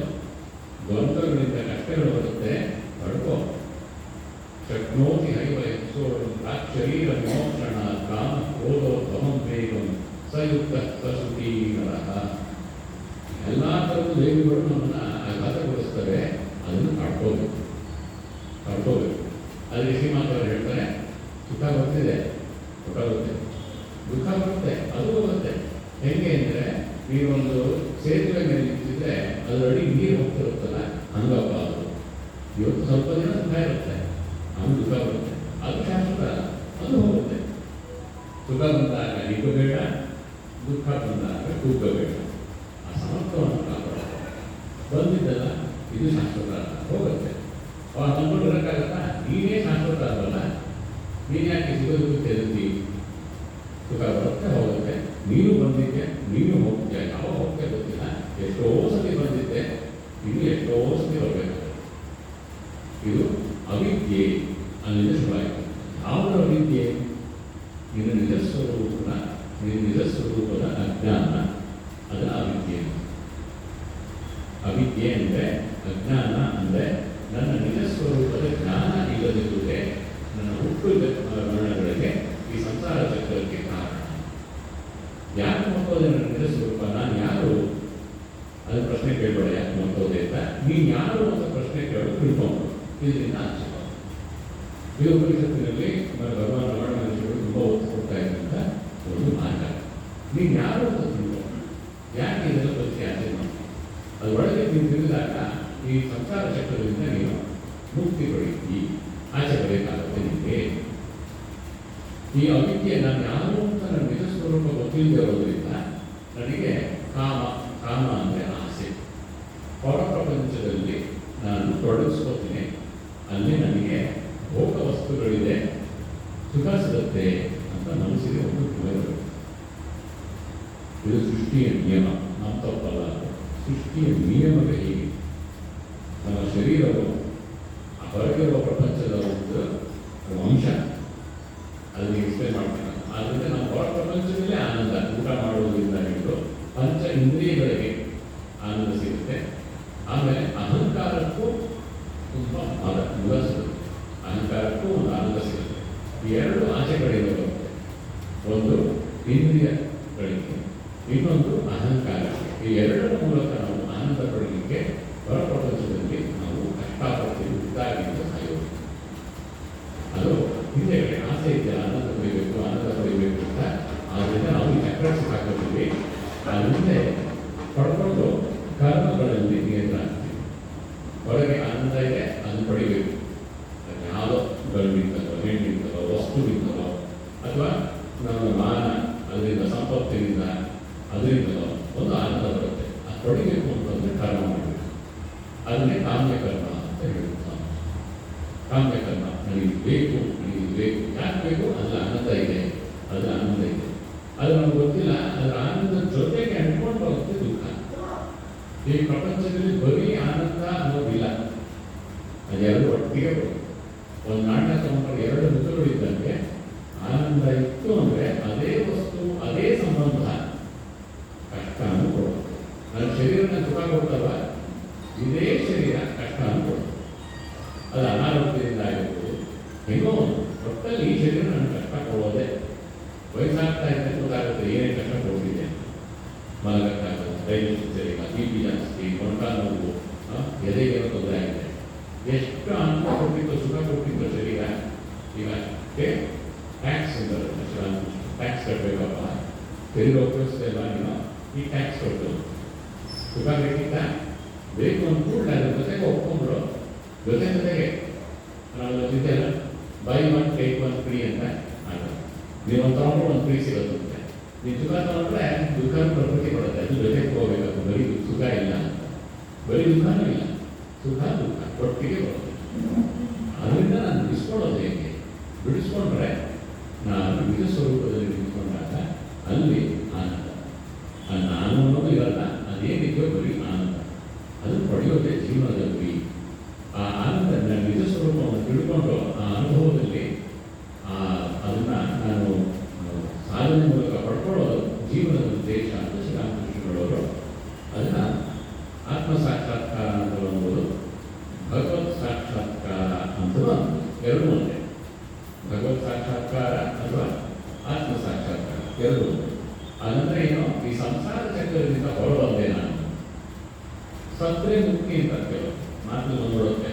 ಯಾವ ಕಣ್ಣು ಮುಚ್ಕೊಂಡು ನಾವು ಮುಕ್ತಿ ಸಿಗುತ್ತೆ ಅಂತ. ನೀವು ಕಣ್ಣು ಮುಚ್ಕೊಂಡ್ರೆ ಮುಕ್ತಿ ಏನು ಸಿಗಲ್ಲ. ನೀವು ಕಣ್ಣು ಮುಚ್ಕೊಂಡ್ರೆ ಮತ್ತೆ ಇನ್ನೊಂದ್ಸತಿ ಕಂಡುಬಿಟ್ರೆ ಇನ್ನೊಂದೆಲ್ಲ ಪಾಪ ಆಗ್ಬಿಟ್ಟಿರ್ತೀರಿ. ಯಾರು ಗೊತ್ತು ಈ ಧರ್ಮದ ವೃದ್ಧಿ ಇರ್ಬೋದು, ಇದೆಲ್ಲ ಬೇರೆ ಕಡೆ ಇರ್ಬೋದು, ಕಾಡುಗಳಲ್ಲಿ. ಕಣ್ಣು ಮುಚ್ಕೊಂಡ್ರೆ ಮುಕ್ತಿ ಇಲ್ಲ. ಕಣ್ಣು ಮುಚ್ಚಕ್ಕೆ ಮುಂದೆ ಮುಕ್ತಿ ಹೊಡೆಯುತ್ತೆ. ಕಣ್ಣು ಮುಚ್ಚಿದ್ರೆ ಮುಕ್ತಿ ಸಿಗುತ್ತೆ ಅನ್ನೋ ನಮ್ಮ ಧರ್ಮದಲ್ಲಿ ನಾವು ಒಪ್ಪೋದೇ ಇಲ್ಲ. ಆಮೇಲೆ ನಮ್ಮಲ್ಲಿ ಮುಕ್ತಿ ಅಂದರೆ ಹೊರಟಕ್ಕೆ ಹೋಗೋದಲ್ಲ. ಇಲ್ಲಿ ನಾವು ಎಷ್ಟು ಜನ ಕೂತಿದ್ದೀವಲ್ಲ, ಯಾರಾದರೂ ಅಂದ್ಕೊಂಡಿದ್ದೀರ ಸ್ವರ್ಗಕ್ಕೆ ಹೋಗ್ಬೇಕು ಅಂತ? ಒಬ್ಬರನ್ನು ಅಂದ್ಕೊಂಡಿದ್ದೀರ ಸ್ವರ್ಗಕ್ಕೆ ಹೋಗ್ಬೇಕು ಅನ್ನೋಂತ? ನನಗೆ ಅನ್ಸಲ್ಲ ಯಾವ ಹಿಂದೂ ಸ್ವರ್ಗಕ್ಕೆ ಹೋಗ್ತೀನಿ. ನಮ್ಮ ಧರ್ಮದಲ್ಲಿ ಸ್ವರ್ಗಕ್ಕೆ ಹೋಗೋ ಪ್ರಶ್ನೆನೇ ಇಲ್ಲ. ಅಲ್ಲಿ ಯಾರೋ ಇಂದ್ರ ಇರ್ತಾರಂತೆ ಕುಡ್ಕೊಂಡು ಬಿಡ್ತಾನಂತ. ಅಲ್ಲಿಗೆ ಯಾಕೆ ಹೋಗೋಣ? ನಾವು ಹೋದ್ರೆ ವೈಕುಂಠಕ್ಕೆ ಹೋಗ್ಬೇಕು, ಇಲ್ಲ ಕೈಲಾಸಕ್ಕೆ ಹೋಗ್ಬೇಕು, ಇಲ್ಲ ನಮ್ಮ ತಾಯಿ ಇದ್ದಾಳೆ ಜಗನ್ಮಾತೆ, ಅವಳು ನಾವು ಹೋಗ್ಬೇಕು. ಅದು ಬಿಟ್ಟು ಸ್ವರ್ಗಕ್ಕೆ ಹೋಗೋಲ್ಲ. ಅಲ್ಲಿ ಪುಣ್ಯಾತ್ಮಗಳು ಮತ್ತು ಸಾಯ್ಬೇಕು ಇಲ್ಲದೊಂದು ಸ್ವರ್ಗಕ್ಕೆ ಯಾರು ಹೋಗ್ತಾರೆ? ಬೇರೆ ಕಡೆಗೆಲ್ಲ ಅದೇ ದೊಡ್ಡ ಜೀವನದ ಗುರಿ. ಜೀವನದ ಗುರಿ ಏನೋ ಸ್ವರ್ಗಕ್ಕೆ ಹೋಗೋದು. ಅದಾದ್ಮೇಲೆ ಏನೋ ಎಟರ್ನಿಟಿ ಅಂತ್ಯವೇ ಇಲ್ಲ, ಮಜಾ ಮಾಡ್ಕೊಂಡು ಇರೋದಂತೆ. ನಾವಂತೂ ಈ ಪ್ರೈಮರಿ ಸ್ಕೂಲ್ ಮಕ್ಕಳು ಬರ್ತಾ ಇರ್ತಾರೆ, ಮತ್ತೆ ಅದೇ ಸುಖ ಬೇಕು ಅಂತ. ಸುಖ ದುಃಖದ ಜೊತೆಗೆ ಬರೋದು. ಅಲ್ಲೇನು ಲಾಭ ಇಲ್ಲ. ನಿಜ ಸ್ವರೂಪ ತಿಳ್ಕೋಬೇಕು ನಾವು. ಅದರ ಆತ್ಮ ಸಾಕ್ಷಾತ್ಕಾರ. ಭಗವತ್ ಸಾಕ್ಷಾತ್ಕಾರ ಅಂದರೆ ಅದೇ ಚೈತನ್ಯ. ಅದು ಶ್ರೀರಾಮಕೃಷ್ಣ ಹೇಳ್ತಾರಲ್ಲ, ಮಂಜಿನ ಗಡ್ಡೆ ಆಗಿದೆ, ನೀರಾಗಿದೆ, ಎರಡೂ ಇರುತ್ತೆ, ಅವಿವ ಆಗುತ್ತೆ. ಅದರ ತಾಯಿಯಿಂದಾಗ ತಾಯಿ ರೂಪ ಬರುತ್ತೆ. ಅಪ್ಪ ನಮ್ಮ ಪರಮಾತ್ಮ ಕೃಷ್ಣ ರಾಮ ವಿಷ್ಣು ಅಂದರೆ ವಿಷ್ಣು ರೂಪದಲ್ಲಿರುತ್ತೆ. ಶಿವ ಪರಮಾತ್ಮ ಅಂದರೆ ಶಿವನ ರೂಪದಲ್ಲಿರುತ್ತೆ. ಅದೆಲ್ಲಿ ಬೇಕು ಅಂದರೆ ಅಲ್ಲಿ ಸಾನ್ನಿಧ್ಯದಲ್ಲಿ ಇರ್ಬೋದು. ಅದು ಭಗವತ್ ಸಾಕ್ಷಾತ್ಕಾರ. ಜೀವನದ ಗುರಿ ಈ ಸಂಸಾರ ಚಕ್ರದಲ್ಲಿ ಸಿಕ್ಕಾಕೊಂಡಿದ್ದೀವಲ್ಲ, ಬಿಡಿಸ್ಕೊಳ್ಳೋದೇ ಜೀವನದ ಗುರಿ. ಬಿಡಿಸ್ಕೊಂಡಾಗ ಎಲ್ಲಿ ಹೋಗ್ತೀನಿ ಅನ್ನೋದಲ್ಲ, ನಾನು ಏನಾಗಿದ್ದೋ ಅದೇ ಆಗ್ತೀನಿ. ನಾನೇನು ನನ್ನ ಚೈತನ್ಯ ಆತ್ಮ, ನಾನು ಒಬ್ಬ ಆತ್ಮ. ಒಬ್ಬ ಅನ್ನೋದಲ್ಲ, ನಿಮ್ಮ ಭಾಷೆಯ ಸೀಮಿತ ಇದು ಉಪಯೋಗ ಇದು. ಅದನ್ನು ಹೇಳಲಿಕ್ಕೂ ಆಗಲ್ಲ. ಅದರ ಭಾಷೆಗೆ ನಾನು ಚೈತನ್ಯ, ನಾನೊಂದು ಚೈತನ್ಯ, ನನ್ನ ಆತ್ಮ ಅಂತ ಬರೀ. ಈ ಥರ ಅನಿಸ್ಕೋಬೇಕು ಅಂತಂದರೆ ನಮ್ಮಲ್ಲಿ ನಾನಾ ಮಾರ್ಗಗಳಿವೆ. ಎಷ್ಟೊಂದು ಧರ್ಮಶಾಸ್ತ್ರಗಳು ಬಂದಿವೆ. ಆಮೇಲೆ ಫಿಲಾಸಫೀಸ್ ಅಂತೀವಿ. ಅದರಲ್ಲಿ ಸಾಂಖ್ಯ ಒಂದು ರೀತಿ ಹೇಳ್ತಾರೆ, ಪೂರ್ವ ಮೀಮಾಂಸದವರು ಒಂದು ರೀತಿ, ಉತ್ತರ ಮೀಮಾಂಸದವರು ಒಂದು ರೀತಿ, ಅದು ಯೋಗ ದರ್ಶನದಿಂದ ಅದನ್ನೊಂದು ರೀತಿ ಹೇಳ್ತಾರೆ. ಎಲ್ಲ ಹೇಳೋದೇನೋ ಬಿಡಿಸ್ಕೊಳ್ಳೋದು ಹೇಗೆ ಅಂತ ಹೇಳೋದು. ಒಬ್ಬೊಬ್ಬರು ಒಂದೊಂದು ರೀತಿ. ಅದೇ ಒಂದು ಧರ್ಮದ ಸೌಂದರ್ಯ, ವೈಭವ. ನೀವು ಯಾವ ಬೇಕಾದ್ರೂ ತಗೊಳ್ಳಿ, ಬಿಡಿಸ್ಕೊಳ್ಳೋದು ಮಾಡಿ ಅಷ್ಟೇ. ಬಿಡಿಸ್ಕೊಳ್ಳಿ, ಸಿಕ್ಕಾಕೊಂಡಿದ್ದೀರಿ, ಬಿಡಿಸ್ಕೊಳ್ಳಿ. ಎಂಥ ಮಾರ್ಗ ನಿಮಗೆ ಸುಖಾಗುತ್ತೋ, ನಿಮಗೆ ಇದಾಗುತ್ತೋ ಅದನ್ನು ತಗೊಳ್ಳಿ, ಮಾಡ್ಕೊಳ್ಳಿ. ಆದರೆ ಭಾರತದಲ್ಲಿ ಇಡೀ ಭಾರತದಲ್ಲಿ ಹೆಚ್ಚಿಗೆ ಚಾಲ್ತಿ ಇರೋದು ಅಂದರೆ ವೇದಾಂತ, ಉತ್ತರ ಮೀಮಾಂಸ, ವೇದಾಂತ, ಉಪನಿಷತ್ತುಗಳು. ಅದರ ಒಂದು ಏನು ಬೋಧನೆ ಇದೆ, ಉಪನಿಷತ್ತು ಋಷಿಗಳು ಕೊಟ್ಟಿರೋದು, ಅದೇ ಇಡೀ ದೇಶದಲ್ಲಿ ನಿಂತಿರೋದು. ಬೇರೆ ಬೇರೆ ಸಂಪ್ರದಾಯಗಳಲ್ಲಿ ಅದನ್ನು ಬೇರೆ ಬೇರೆ ರೀತಿ ಅರ್ಥ ಮಾಡ್ತಾರೆ. ಅದೆಲ್ಲ ಅಂದರೆ ವೇದಾಂತ. ಅದು ವೇದಾಂತ, ವೇದಗಳ ಅಂತ್ಯಭಾಗ. ಉಪನಿಷತ್ತು ಸಾರಾಂಶ, ಜ್ಞಾನಕಾಂಡ ಅಂತ ಅಂತಾರೆ. ಅದಕ್ಕೆ ಮುಂಚೆ ಇರೋದೆಲ್ಲ ಕರ್ಮಕಾಂಡ. ಇಂತಿಂಥ ಕರ್ಮಗಳನ್ನು ಮಾಡಿದರೆ ಇಂತಿಂಥ ಪ್ರಾಪ್ತಿ ಸಿಗುತ್ತೆ, ಇಂಥದ್ದು ಮಾಡಿದ್ರೆ ಸ್ವರ್ಗಕ್ಕೆ ಹೋಗ್ಬೋದು, ಇಂಥ ಹೋಮ ಮಾಡಿದ್ರೆ ನಿನಗೆ ಮಗ ಹುಡ್ತಾನೆ, ಇಂಥ ಹೋಮ ಯಾಗ ಮಾಡಿದ್ರೆ ನಿನ್ನ ಶತ್ರು ನೆಗೆದು ಸಾಯ್ತಾನೆ. ಇದೆಲ್ಲ ಇದೆ. ಅಲ್ಲಿಂದಲೇ ಇದ್ದವರು ನಾವು. ಅದನ್ನು ಬಿಟ್ಟು ಯಾವಾಗೋ ಸಾವಿರಾರು ವರ್ಷದ ಅದನ್ನು ಬಿಟ್ಟು ಬೇಗ ಬಂದ್ವಿ. ನಮ್ಮ ಧರ್ಮದ ಅಂಗಾಯಿತು ಇಲ್ಲ, ಇದೆಲ್ಲ ಇದು ದೊಡ್ಡದಲ್ಲ. ನಾನು ಯಾರು ಅಂತ ತಿಳ್ಕೊಳ್ಳೋದೇ ಮುಖ್ಯ. ನನ್ನ ನಿಜ ಸ್ವರೂಪವನ್ನು ತಿಳ್ಕೊಳ್ಳೋದು ಸಾಯಕ್ಕೆ ಮುಂಚೆ ಅದೇ ಜೀವನದ ಗುರಿ. ಇದು ಉಪನಿಷತ್ತಿನ ಸಂದೇಶ. ನೀವು ಯಾರು ಅಂತ ತಿಳ್ಕೊ. ಇದನ್ನು ತಿಳ್ಕೊಳ್ಳಿಕ್ಕೆ ನೀವು ಮಾಡಬೇಕಾದ ಪ್ರಯತ್ನ ಈ ರೀತಿ ಆ ರೀತಿ ಎಷ್ಟೊಂದು ರೀತಿಗಳಿದೆ. ನಿಮಗೆ ಯಾವುದರಲ್ಲಿ ನೀವು ಸಾಧ್ಯವೋ ಮನಸ್ಸು ಹೋಗಬೇಕು, ಅದನ್ನು ತಗೊಂಡು ಇದನ್ನ ಯೋಗ ಅನ್ನೋ ಪದ ಉಪಯೋಗಿಸ್ತಾರೆ. ಬಹಳ ಸಂಪ್ರದಾಯಗಳಲ್ಲಿ ಈ ಪದ ಇದೆ, ಯೋಗ. ಯೋಗ ಅನ್ನೋ ಪದಕ್ಕೆ ಎರಡು ಮುಖ್ಯ ಅರ್ಥಗಳು. ಒಂದು, ಈಗ ನಾನು ಜೀವಾತ್ಮ ಅಂತ ಹೇಳಿದ್ರಲ್ಲ, ನಾನು ಯಾರು ಅಂದರೆ ನಾನು ಶರೀರ ಅಂದ್ಬಿಡ್ತೀನಿ. ಶರೀರ ಅನ್ನೋನಲ್ಲ. ನಾವು ಎಷ್ಟು ಬಹಿರ್ಮುಖರಾಗಿದ್ದೀವಿ ಅಂದರೆ, ಯಾರು ನೀವು ಅಂದರೆ ಕಾರ್ ಕಾಣುತ್ತಲ್ಲ, ಅದು ಓನರ್ ನಾನು. ಮರ್ಸಿಡೀಸ್ ಕಾರ್ ಇದೆಯಲ್ಲ, ಅದು ಓನರ್ ನಾನು. ಅದು ಸಿಗಾಕೊಂಡು ಇಲ್ಲ ನೀವು ಯಾರು ಅದೇ ಅದು 30-40 ಸೈಟ್ ಇದೆಯಲ್ಲ, ಅದು ಓನರ್ ನಾನು. ಆಚೆ ಕಡೆ ಕಲ್ಲು ಮಣ್ಣು ಸಿಕ್ಕಾಕೊಂಡು ಅಲ್ಲಿಂದ ಬಿಡಿಸ್ಕೊಂಡು ಸ್ವಲ್ಪ ಒಳಗಡೆ ಬಂದು ನೀವು ಯಾರು ಅಂದರೆ ನನಗೆ ಗಂಡು, ಸ್ವಲ್ಪ ಮಿಡ್ಲೇಜು, ಸ್ವಲ್ಪ ಕೈಕಾಲು ಹೋಗೋದ್ರೆ ನಾನೇ ಅಲ್ಲಿ ಹೇಳ್ಬಿಡ್ತೀನಿ. ಯುವಕರಿಗಂತೂ ಶರೀರದಲ್ಲಿ ನಿಂತ್ಕೊಂಡಿರುತ್ತೆ.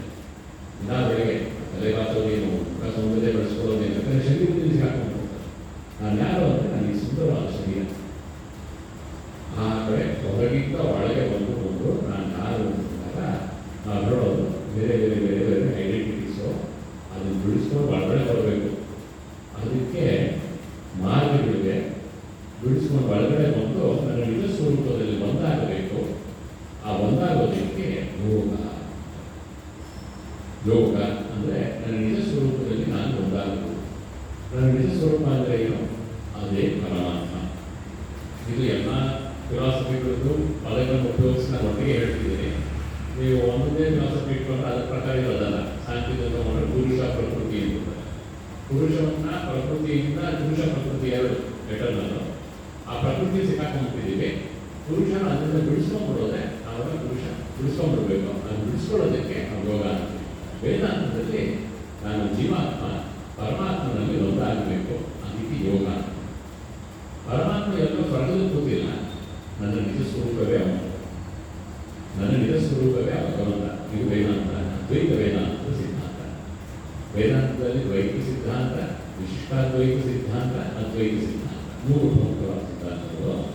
ನಾವು ಅದ್ವೈತಿಗಳು. ದ್ವೈತ ಅಂದರೆ ಭಗವಂತ ಪ್ರಪಂಚವನ್ನು ಸೃಷ್ಟಿ ಮಾಡಿದ್ದಾನೆ, ಭಗವಂತ ಬೇರೆ, ಸೃಷ್ಟಿ ಇದೆ. ವಿಶಿಷ್ಟಾದ್ವೈತದಲ್ಲಿ ಸಾಮಾನ್ಯವಾಗಿ ಹೇಳೋದಾದರೆ ಈ ಪ್ರಪಂಚ ಸೃಷ್ಟಿ ಮಾಡಿದ್ದಾನೆ ಭಗವಂತ. ಅದರಲ್ಲಿ ಜೀವಂತ ವ್ಯಕ್ತಿಗಳಿವೆ, ಜಡ ವಸ್ತುಗಳಿವೆ. ಅವೆರಡು ಪ್ರಪಂಚದಲ್ಲಿರುವ ಈ ಜಡ ವಸ್ತು ಮತ್ತು ಜೀವಿಗಳು ಇಬ್ಬರು ಭಗವಂತನ ಅಂಶವೇ. ಆದರೆ ಭಗವಂತ ಸಪರೇಟ್ ಆಗಿದೆ. ಭಗವಂತನಿಂದಲೇ ಆವಿರ್ಭಾವ ಆಗಿ ಭಗವಂತನಲ್ಲೇ ಇದೆ, ಆದರೆ ಭಗವಂತ ಇವುಗಳಿಂದ ಬೇರೆ ಆಗಿದ್ದಾನೆ. ಇದು ವಿಶಿಷ್ಟಾದ್ವೈತ. ಅದ್ವೈತ ಹೇಳುತ್ತೆ ಕಣ್ಣು ಕಾಣಿಸ್ತಾ ಇದೆ, ಸೃಷ್ಟಿಯಾಗಿದೆ, ಜೀವಿಗಳಿದ್ದಾರೆ, ಜಡ ವಸ್ತುಗಳಿದೆ, ಅದು ಯಾವುದು ಬೇರೆ ಅಲ್ಲ, ಇರೋದು ಒಂದೇ. ಒಂದೇ ಶಕ್ತಿ.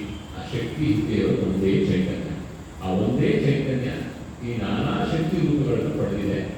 ಆ ಚೈತನ್ಯವನ್ನೇ ನಾವು ಬ್ರಹ್ಮನ್ ಅಂತೀವಿ, ಸಚ್ಚಿದಾನಂದ ಅಂತೀವಿ. ನೀವು ಅದನ್ನು ಪರಮಾತ್ಮ ಅಂತ ಕರಿತೀವಿ. ಯೋಗದಲ್ಲಿ ಒಂದೇ ಚೈತನ್ಯ. ಆ ಚೈತನ್ಯವೇ ನಾನು. ಆದರೆ ನಾನು ಅನ್ಕೊಂಡಿರೋದು ಶ್ರೀರಾಮ. ನನ್ನ ನಿಜ ಸ್ವರೂಪ ತಿಳ್ಕೊಳ್ಳಿಕ್ಕೆ ನಾನು ಪ್ರಯತ್ನ ಮಾಡಬೇಕು. ಅದನ್ನು ತಿಳ್ಕೊಂಡು ನನ್ನ ನಿಜ ಸ್ವರೂಪದಲ್ಲಿ ಒಂದಾಗೋದು ಯೋಗ. ಇದು ಒಂದು ಅರ್ಥ. ಪತಂಜಲಿ ಯೋಗದಲ್ಲಿ ಅದೊಂದು ಮಾರ್ಗ, ಅದೊಂದು ಫಿಲಾಸಫಿ ಪತಂಜಲಿ ಕೊಟ್ಟರು. ಅದು ಏನು ಅಂತಂದರೆ ಯೋಗ ಅಂತಂದರೆ ಏಕಾಗ್ರತೆ. ಏಕಾಗ್ರತೆ ಮನಸ್ಸನ್ನು ಕೇಂದ್ರೀಕರಿಸುವುದು. ಅದು ಇಲ್ಲಿ ಎಲ್ಲ ಹೊಂದ್ಕೊಂಡಿರುತ್ತೆ. ಪೂರ್ತಿ ಬೇರೆ ಅದು ಬೇರೆ ಅಂತ ಹೊಂದ್ಕೊಂಡೇ ಹೋಗೋದು. ಆದರೆ ಮುಖ್ಯವಾಗಿ ನಮಗೆ ಬೇಕಾದ ಅರ್ಥ ಏನು? ನನ್ನ ನಿಜ ಸ್ವರೂಪದಲ್ಲಿ ನಾನು ಒಂದಾಗಬೇಕು. ಆ ನಿಜ ಸ್ವರೂಪವೇ ಭಗವಂತ. ಅದಕ್ಕೆ ನನಗೆ ಮಾರ್ಗಗಳಿವೆ, ಅನೇಕ ಮಾರ್ಗಗಳಿವೆ. ಸ್ವಾಮಿ ವಿವೇಕಾನಂದರು ಅದೆಲ್ಲ ಮಾರ್ಗಗಳನ್ನು ಅಧ್ಯಯನ ಮಾಡಿ ಅದರ ಸಾಧನೆಯಲ್ಲಿ ತಂದು ಅನುಭವದಲ್ಲಿ ನಿಂತು ನಮಗೆ ಹೇಳಿದ್ರು, ಅಪ್ಪ ನೀವು 4 ಯೋಗಗಳಲ್ಲಿ ನೀವು ಸಾಧನೆಯನ್ನು ಮುಂದುವರಿಸಿ ಅಂತ ಹೇಳಿದ್ರು. 4 ಯೋಗಗಳಲ್ಲಿ ಸಾಧನೆಯನ್ನು ಮುಂದುವರಿಸಿ, ಒಂದೇ ಯೋಗದಲ್ಲಿ ನಿಂತ್ಕೊಳ್ಳಿ, 4 ಥರ ಯೋಗಗಳನ್ನು ಅದನ್ನು ಎಲ್ಲದಕ್ಕೂ ನೀವು ಮುಂದುವರೆದು ನಿಜ ಸ್ವರೂಪವನ್ನು ತಿಳ್ಕೊಳ್ಳಿ. ಜೀವನದ ಉದ್ದೇಶ ಇದೆ. ಜೀವನದ ಉದ್ದೇಶ ಆಸ್ತಿ ಸಂಪಾದನೆ ಮಾಡೋದಾಗ ಇದು ಕೊಟ್ಟೋರು ಯಾರೋ ಮಹನೀಯರು, ಎಷ್ಟೋ ಶ್ರೀಮಂತರು ಹೋದ್ರಲ್ಲ ಅಷ್ಟೇ. ಇದು ಶುರು ಮಾಡಿದವರು ಅವರು ಕೆಲವರು ಅವರಲ್ಲಿರ್ತಾರೆ. ಎಷ್ಟೋ ವರ್ಷ ಆಗಿದೆ. ಈಗ ನಾವಿದ್ದೀವಿ. ಈಗ ಕೆಲವು ವರ್ಷದಲ್ಲಿ ನಮ್ಮಲ್ಲಿ ಕೂತರು ನಾವು ಕೆಲವರು ಇರ್ತಾರೆ. ಕೆಲವು ವರ್ಷದಲ್ಲಿ ನಾವು ಹೋಗ್ತೀವಲ್ಲ, ಯಾರು ಶಾಸ್ತ್ರ ಇದನ್ನು ಅರ್ಥ ಮಾಡಬೇಕು. ಅದು ಹೋಗೋಕ್ಕೆ ಮುಂಚೆ ಸತ್ಯದ ಅನ್ವೇಷಣೆಗೆ ತುಂಬ ಪ್ರಯತ್ನ ಮಾಡಬೇಕು. ಭಗವಂತನ ಕೃಪೆಯಿಂದ ಆಗತ್ತೆ. ಪ್ರಯತ್ನ ಮಾತ್ರ ದೂರ ಮಾಡಬೇಕು. ಆ ಪ್ರಯತ್ನದಲ್ಲಿ 4 ಯೋಗಗಳನ್ನು ಮಾಡಿ ಅಂತ ವಿವೇಕಾನಂದರು ಹೇಳ್ತಾರೆ. ನಮ್ಮ ರಾಮಕೃಷ್ಣ ಆಶ್ರಮದ ಲಾಂಛನ ಇದೆ. ಇಲ್ಲಿಲ್ಲ, ಅದು ರಾಮಕೃಷ್ಣ ಆಶ್ರಮದ ಲಾಂಛನ ನೋಡಿರ್ತಾರೆ ಎಂಬಲ್ಲಿ. ಅಲ್ಲಿ ಒಂದು ಹಾವಿದೆ, ಹೆಡೆ ಮುಚ್ಚಿರುವ ಹಾವು ಅಂತ ಇರುತ್ತೆ. ಆ ಹೆಡೆ ಮುಚ್ಚಿರುವ ಹಾವು ರಾಜಯೋಗಕ್ಕೆ ಸಂಕೇತ, ಪ್ರತೀಕ. ರಾಮಕೃಷ್ಣಾಶ್ರಮದ ಎಂಬಲ್ಲಿ ಹೆಡೆ ಮುಚ್ಚಿರುವ ಹಾವಿದೆ, ಅದು ರಾಜಯೋಗಕ್ಕೆ ಸಂಕೇತ. ಕುಂಡಲಿನಿ ಶಕ್ತಿಯನ್ನು ಜಾಗೃತಗೊಳಿಸುತ್ತದೆ. ಆ ಮಾರ್ಗದಲ್ಲಿ, ಯೋಗ ಮಾರ್ಗದಲ್ಲಿ ಕುಂಡಲಿನಿ ಶಕ್ತಿ ಜಾಗೃತವಾಗಿ ಅದು ಈ ಮೂಲಾಧಾರದಿಂದ 7 ಚಕ್ರಗಳು ಮೇಲಿಗೆ ಒಂದು ಸಹಸ್ರಾರದಲ್ಲಿ ಅದು ನಿಂತಾಗ ಅದು ಒಂದಾಯಿತು. ಜೀವಾತ್ಮ ಪರಮಾತ್ಮನಲ್ಲಿ ಒಂದಾದ ಅದೊಂದು ಮಾರ್ಗ. ಕುಂಡಲಿನಿ ಶಕ್ತಿಯನ್ನು ಜಾಗೃತಗೊಳಿಸಿ ರಾಜಯೋಗ. ಅದರ ಕೆಳಗಡೆ ಒಂದು ಸೂರ್ಯ ಇದೆ. ಆ ಲಾಂಛನದಲ್ಲಿ ಸೂರ್ಯ. ಸೂರ್ಯ ಅಂದರೆ ಬೆಳಕು. ಬೆಳಕು ಮತ್ತು ಅಂದರೆ ಅಂಧಕಾರ ಬರಲು. ಅಂದರೆ ಜ್ಞಾನ ಬಂದಾಗ ಅಜ್ಞಾನ ಹೋಗುತ್ತೆ. ಆ ಸೂರ್ಯ ಜ್ಞಾನ ಯೋಗಕ್ಕೆ ಪ್ರತೀಕ. ಅದರ ಕೆಳಗಡೆ ಒಂದು ಹಂಸದ ಕೆಳಗಡೆ ಒಂದು ಪದ್ಮ ಇದೆ. ಏನು ಪದ್ಮ ಅಂದರೆ ಪದ್ಮ ಪ್ರೀತಿಗೆ ಸಂಕೇತ. ಪ್ರೀತಿ ಅಂದರೆ ಭಗವಂತನಲ್ಲಿ ಪ್ರೀತಿ, ಅದು ಭಕ್ತಿ ಯೋಗ. ನಮ್ಮಲ್ಲಿ ಪ್ರೀತಿ ಅಂತೀವಿ, ನನ್ನ ಹೆಂಡತಿ ತುಂಬ ಪ್ರೀತಿಸ್ತೀನಿ, ಮಕ್ಕಳನ್ನ ತುಂಬ ಪ್ರೀತಿಸ್ತೀನಿ, ನನ್ನ ಸೈಟು ನನ್ನ ಹಣ ಎಲ್ಲ ತುಂಬ ಪ್ರೀತಿಸ್ತೀನಿ. ಅದು ಪ್ರೀತಿ ಏನು ಅಂದರೆ ವರ್ತಿಸುವಂಥ ಪ್ರೀತಿ. ನನಗೇ ಇರಬೇಕು, ಬೇರೆ ನೋಡೋಂಗಿಲ್ಲ, ನನ್ನ ಸುಖಕ್ಕೆ ಇರಬೇಕಿದು, ಅದು ಪ್ರೀತಿ ಅಲ್ಲ. ಅದು ವರ್ತಿಸುವ ಪ್ರೀತಿ. ಪ್ರೀತಿ ಅಂದರೆ ಅವ್ರ ಸುಖಕ್ಕಾಗಿ ಅವ್ರನ್ನ ಪ್ರೀತಿಸೋದು. ಇಲ್ಲಿ ನಮ್ಮ ಪ್ರೀತಿ ಅಂದರೆ ನನ್ನ ಸುಖ ಕೊಡೋರು ಪ್ರೀತಿಸ್ತೀನಿ ಅಷ್ಟೇ. ಒಂದು 4 ದಿನ ನಾನು ಅಡುಗೆ ಮಾಡಿ ಹಾಕಿಲ್ಲ ಅಂದರೆ ಪ್ರೀತಿ ಎಲ್ಲ ಬರೋದು, ಅದು ಪ್ರೀತಿ ಅಲ್ಲ. ಯಾವುದೋ ಹೊತ್ತಿಂದ ಇರುವಂಥದ್ದು ಹಿಡ್ಕೊಂಡ್ಕೊಳ್ಳೋದು ಪ್ರೀತಿ ಅನ್ನಬಾರ್ದು. ಕಮಲ ನೀರಿರುತ್ತೆ, ಅದು ನೀರಲ್ಲಿ ಕಂಡುಕೊಳ್ಳಲ್ಲ. ಆ ರೀತಿ ಭಗವಂತನನ್ನು ಪ್ರೀತಿಸಬೇಕು. ನಾವು ಹೆಚ್ಚಿನ ಅಂಶದಿಂದ ಭಗವಂತನ ಪ್ರೀತಿಸೋದು ಹೇಗೆ ಅಂದರೆ ಕಾಮ್ಯ ಕರ್ಮ. ಆಸೆಗಳಿದ್ದೆಲ್ಲ ಭಗವಂತ ಮಗಳನ್ನು ಒಳ್ಳೆ ಗಂಡ ಕೊಡು, ಅಪ್ಪ ನನ್ನ ಮಗಳನ್ನು ಒಳ್ಳೆ ಕೆಲಸ ಕೊಡು, ಅನಾರೋಗ್ಯ ಆಗುತ್ತಿದೆಯಪ್ಪ ಸರಿ ಮಾಡಬಹುದು. ದೇವರಿಗೆ ಏನು ಕೆಲಸ ಇಲ್ಲ. ಆರೋಗ್ಯ ಸರಿ ಮಾಡಬೇಕು, ಮಗಳ ಗಂಡ ಕೊಡಬೇಕು, ಮಗನ ಕೆಲಸ ಕೊಡಬೇಕು, ಮೊಮ್ಮಕ್ಕಳು ಕೊಡಬೇಕು, ಮೊಮ್ಮಕ್ಕಳು ಸೀಟು ಕೊಡಿಸ್ಬೇಕು, ಇಷ್ಟೇ. ಇದನ್ನೆಲ್ಲ ಮಾಡೋದು ದೇವರು. ಸಂಕಟ ಬಂದಾಗ ವೆಂಕಟರಮಣ ಹೆಚ್ಚಿನ ಭಕ್ತರು ಹಿಂಗೆ ಇರೋದು. ಅದಕ್ಕೆ ಅಲ್ಲಿ ಇಲ್ಲಿ ಓಡಾಡೋದು. ಮಂಗಳವಾರ ಅಲ್ಲಿ ಪೂಜೆ ಮಾಡಿದ್ರೆ ಒಳ್ಳೆಯದಂತೆ, ಗುರುವಾರ ಹಿಂಗೆ ಹೋದರೆ ಒಳ್ಳೆಯದಂತೆ, ಶನಿವಾರ ಅಲ್ಲಿ ಹೋಗ್ಬಿಟ್ಟು ತುಂಬ ಒಳ್ಳೆಯದಾಗುತ್ತೆ. ಏನು ಒಳ್ಳೆಯದಾಗುತ್ತೆ? ಭಗವಂತ ಒಬ್ಬನೇ ಅಲ್ಲ. ಆದರೆ ನಮ್ಗೆ ಯಾಕೆ ಅಲ್ಲಿ ಇಲ್ಲಿ ಸುತ್ತಾಡೋದು ಅಂದರೆ ಆ ಆಸೆಗಳಿದ್ದೆಲ್ಲ ಇದು ಹೆಂಗೆ ಅಂದರೆ ಒಂದು ಪಡ್ಕೊಳ್ಳೋದು, ಎರಡನೇದು ಅನುಭವಿಸೋದು, ಮೂರನೇದು ಕಾಪಾಡ್ಕೊಳ್ಳೋದು. ಈ ಮೂರಕ್ಕೋಸ್ಕರ ಭಗವಂತನಿಗೆ ಪ್ರಾರ್ಥನೆ ಮಾಡೋದು. ಪಡ್ಕೋಬೇಕು, ಅನುಭವಿಸ್ಬೇಕು, ಆರೋಗ್ಯ ಬೇಕಲ್ಲ ಅನುಭವಿಸೋದಕ್ಕೆ, ಅದಕ್ಕೆ ಆರೋಗ್ಯ ಕೊಡೋದು. ಪಡ್ಕೊಳ್ಳೋದು, ಅನುಭವಿಸೋದು, ಕಾಪಾಡ್ಕೊಳ್ಳೋದು. ಈ ಮೂರಕ್ಕೆ ಭಗವಂತನ ಪ್ರಾರ್ಥನೆ ಮಾಡಿಬಿಟ್ಟು ಭಕ್ತರು ಅದು ತುಂಬ ಕೆಳಮಟ್ಟದ ಭಕ್ತರು ಅರ್ಥ ಹಾಕಿರೋದು ಅಂತಾರೆ ಶ್ರೀಕೃಷ್ಣ ಪರಮಾತ್ಮ. ಈ ಸಂಸಾರದಲ್ಲಿ ಇವರೇ ಪಕ್ಕನೆ ಇಡಲ್ಲ. ಸುಖ ದುಃಖಗಳು ಬರ್ತಾವೆ ಹೋಗ್ತವೆ. ಅದರಲ್ಲಿ ಇದು ಯಾವುದನ್ನು ಗಟ್ಟಿ ಹಿಡ್ಕೊಳ್ಳೋಕೆ ಪ್ರಯತ್ನ ಪಟ್ಟು ಭಗವಂತನ ಪ್ರಾರ್ಥನೆ ಮಾಡೋದು. ನನ್ನ ಕೈ ಜಾತಿ ಇರಲ್ಲಪ್ಪ, ಈ ಕೈ ಜಾತಿ ಇರಲಿ, ಗಟ್ಟಿ ಹಿಡ್ಕೊಂಡಿರ್ತೀನಿ ಅಂತ. ಅದು ಭಕ್ತಿ ಏನಲ್ಲ. ಅದು ನಿಜವಾದ ಭಕ್ತಿ ಏನು ಅಂತಂದರೆ ಭಗವಂತನಲ್ಲಿ ಅವನ ಮೇಲೆ ಅವನಿಗೋಸ್ಕರ ಪ್ರೀತಿ. ನನಗೆ ಕೊಡುವಂತಲ್ಲ, ಅವನೇನು ಕೊಟ್ಟರು ತಗೊಳ್ಳುವಂಥ ಒಂದು ಮನಸ್ಥಿತಿ ಇದೆ, ಅದು ಭಕ್ತಿ ಯೋಗ. ಆಮೇಲೆ ಲಾಂಛನದಲ್ಲಿ ಅಲೆಗಳಿದೆ. ಅಲೆಗಳು ಕರ್ಮಕ್ಕೆ ಪ್ರತೀಕ. ಕರ್ಮ ಅಂತಂದರೆ ಒಂದು ಕ್ಷಣನೂ ಆಲೋಚನೆಗಳಿಂದ ಇರೋಕ್ಕಾಗಲ್ಲ, ಅದು ಕರ್ಮ. ಮಾತಾಡ್ತಾ ಇರ್ತೀವಿ, ಅದು ಕರ್ಮ. ಕೆಲಸ ಮಾಡ್ತಾ ಇರ್ತೀವಿ, ಅದು ಕರ್ಮ. ಈ ಕರ್ಮವನ್ನು ಯೋಗ ರೂಪದಲ್ಲಿ ಮಾಡ್ಬೋದು, ಅದು ಕರ್ಮಯೋಗ. ರಾಜಯೋಗ, ಜ್ಞಾನಯೋಗ, ಭಕ್ತಿಯೋಗ, ಕರ್ಮಯೋಗ. ಕೆಡೆ ಬಿಚ್ಚಿರುವ ನಾವು ರಾಜಯೋಗ, ಸೂರ್ಯ ಬಂದು ಜ್ಞಾನಯೋಗ, ಕಮಲ ಬಂದು ಭಕ್ತಿಯೋಗ. ನೀವು ದೇವಸ್ಥಾನದಲ್ಲಿ ನೋಡಿದ್ದೀರಿ, ಕೆಲಸಕ್ಕೆ ದೇವದೇವತೆಯರು ಕೈಯಲ್ಲಿ ಭಸ್ಮ ಇಟ್ಕೊಂಡಿರ್ತಾರೆ, ಭಕ್ತಿಗೆ ಪ್ರತೀಕ. ಕೊನೆಗೂ ಕರ್ಮ, ಅದು ಅಲೆಗಳು ಬಂದು ಕರ್ಮಯೋಗಕ್ಕೆ ಪ್ರತೀಕ. ವಿವೇಕಾನಂದರು ಹೇಳ್ತಾರೆ, 4 ಯೋಗಗಳನ್ನು ನೀವು ಅನುಷ್ಠಾನಕ್ಕೆ ತಂದು ಒಳಗಿರುವ ಪರಮಾತ್ಮನನ್ನು ನಿಮ್ಮ ನಿಜ ಸ್ವರೂಪವನ್ನು ನೀವು ಅನುಭವಿಸಿ ಅಲ್ಲಿ ನಿಂತ್ಕೊಳ್ಳಿ. ಆ ಪ್ರಕ್ರಿಯೆಯಲ್ಲಿ ನೀವು ನಿಂತ್ಕೋಬೇಕು. ಅದನ್ನು ಹಂಸದ ಮೂಲಕ ತೋರಿಸಿದ್ದಾರೆ ಪರಮಾತ್ಮವನ್ನು. ರಾಮಕೃಷ್ಣ ಪರಮಹಂಸ ಅಂತ ಗುರುಗಳು ಕೊಟ್ಟಿರೋದಕ್ಕೆ ಅದು ಹೈಯೆಸ್ಟ್ ಸ್ಟೇಟ್, ಅತ್ಯಂತ ಉನ್ನತವಾದ ಮಟ್ಟದ ಒಂದು ಅನುಭೂತಿಯಾಗಿದೆ. ಇವರು ಪರಮಹಂಸ ಅವಸ್ಥೆಯಲ್ಲಿದ್ದಾರೆ. ಆ ಪರಮಹಂಸ ನೀರು ಹಾಲು ಬೆರೆಸಿಕೊಟ್ರೆ ಹಾಲು ಮಾತ್ರ ಕುಡಿಯುತ್ತದೆ, ಅದು ವಿಶ್ವಾಸ. ಅದಕ್ಕೆ ಸಂಸಾರದಲ್ಲಿದ್ದರೂ ಕೂಡ ಅವರು ಅದನ್ನು ಹುಡುಕೋಗಲ್ಲ, ಅದನ್ನು ನಾನೇ ಮಾಡ್ತಾರೆ, ಅಂದರೆ ಭಗವಂತನನ್ನೇ ಮಾಡ್ತಾರೆ. ಇಡೀ ಸಂಸಾರವೇ ಆ ಚೈತನ್ಯ. ನೋಡೋದ್ರಿಂದ ನಮಗೆ ವ್ಯತ್ಯಾಸಗಳು ಕಾಣ್ತವೆ, ನೋಡೋ ದೃಷ್ಟಿಕೋನದಲ್ಲಿ ವ್ಯತ್ಯಾಸಗಳಾಗೋದ್ರಿಂದ ಪ್ರಪಂಚ ಕಾಣುತ್ತೆ. ಅದರಲ್ಲಿ ಪ್ರಪಂಚ ಇಷ್ಟೆಲ್ಲ ಹೇಳಿದ್ರೆ ಸಂಸಾರ ದುಃಖಮಯ ಬಿಡಿಸ್ಕೋಬೇಕು ಅಂತ, ಬಿಡಿಸ್ಕೊಂಡಾಗ ಗೊತ್ತಾಗುತ್ತೆ ಬಿಡಿಸ್ಕೊಳ್ಳೋದೇನೂ ಇಲ್ಲ, ಇದಿರೋದೇ ಭಗವಂತ. ಇದು ಮೊದಲು ಹೇಳಬಾರ್ದು. ಮೊದಲು ಹೇಳ್ತಾರೆ, ಮತ್ತೆ ಯಾಕೆ ಪ್ರವಚನ ಹುಡುಗಿ ಚೆನ್ನಾಗಿದ್ದೀನ ಹಂಗಲ್ಲ. ಅದನ್ನ ಅರ್ಥ ಮಾಡ್ಕೊಂಡೆ ಶ್ರೀರಾಮಕೃಷ್ಣ ಹೇಳಿದರೆ ಮೆಟ್ಲು ಹತ್ತಬೇಕಾದ್ರೆ ಇದಲ್ಲ ಅಂತ ತಿನ್ನುತ್ತೆ. ಮೇಲೆ ಚಾವಣಿಗೆ ಹೋದ್ಮೇಲೆ ಅಯ್ಯೋ ಮೆಟ್ಲು ಇದೇ ಆಗಿತ್ತಲ್ವ ಅಂತ ಗೊತ್ತಾಗುತ್ತೆ. ಅದು ಮೆಟ್ಲು ಹತ್ತಿ ಮೇಲೆ ಹೋಗಿ ಇದಲ್ಲ ಅಂತ ಬಿಟ್ಟು ಮೇಲೆ ಹೋಗಿ ಅದರ ಅನುಭವ ಆದ್ಮೇಲೆ ಗೊತ್ತಾಗುತ್ತೆ, ಅಯ್ಯೋ ಅದು ಪ್ರಪಂಚನ ಭಗವಂತನೇ. ಅದಕ್ಕೆ ಸ್ವಾಮಿ ವಿವೇಕಾನಂದರು ಒಂದು ಹೊಸ ದಿಕ್ಕು ತಿರುಗಿಕೊಟ್ರು.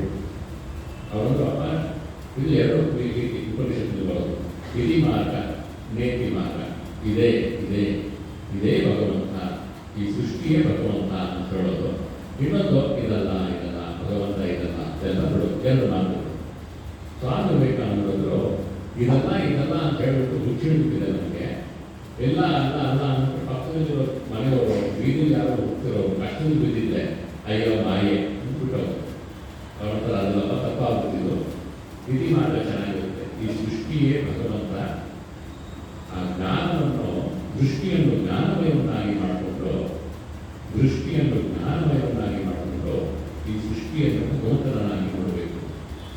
ಅದನ್ನ ಹೇಳ್ಕೊಡ್ತಾರೆ. ಅದನ್ನು ಮಾಡಲಿಕ್ಕೆ 4 ಯೋಗಗಳು ನೀವು ಅಭ್ಯಾಸ ಮಾಡಿ ಅಂತ ಹೇಳಿದ್ದಾರೆ. ರಾಮಕೃಷ್ಣ ಭಾವಧಾರೆಯಲ್ಲಿ ಬರುವ ಎಲ್ಲ ಭಕ್ತರು ಸಾಧಕರು ಇದು ಸ್ವಾಮಿ ವಿವೇಕಾನಂದರ ನಿರ್ದೇಶ. 4 ಯೋಗಗಳನ್ನು ನೀವು ಅನುಷ್ಠಾನ ತರಬೇಕು.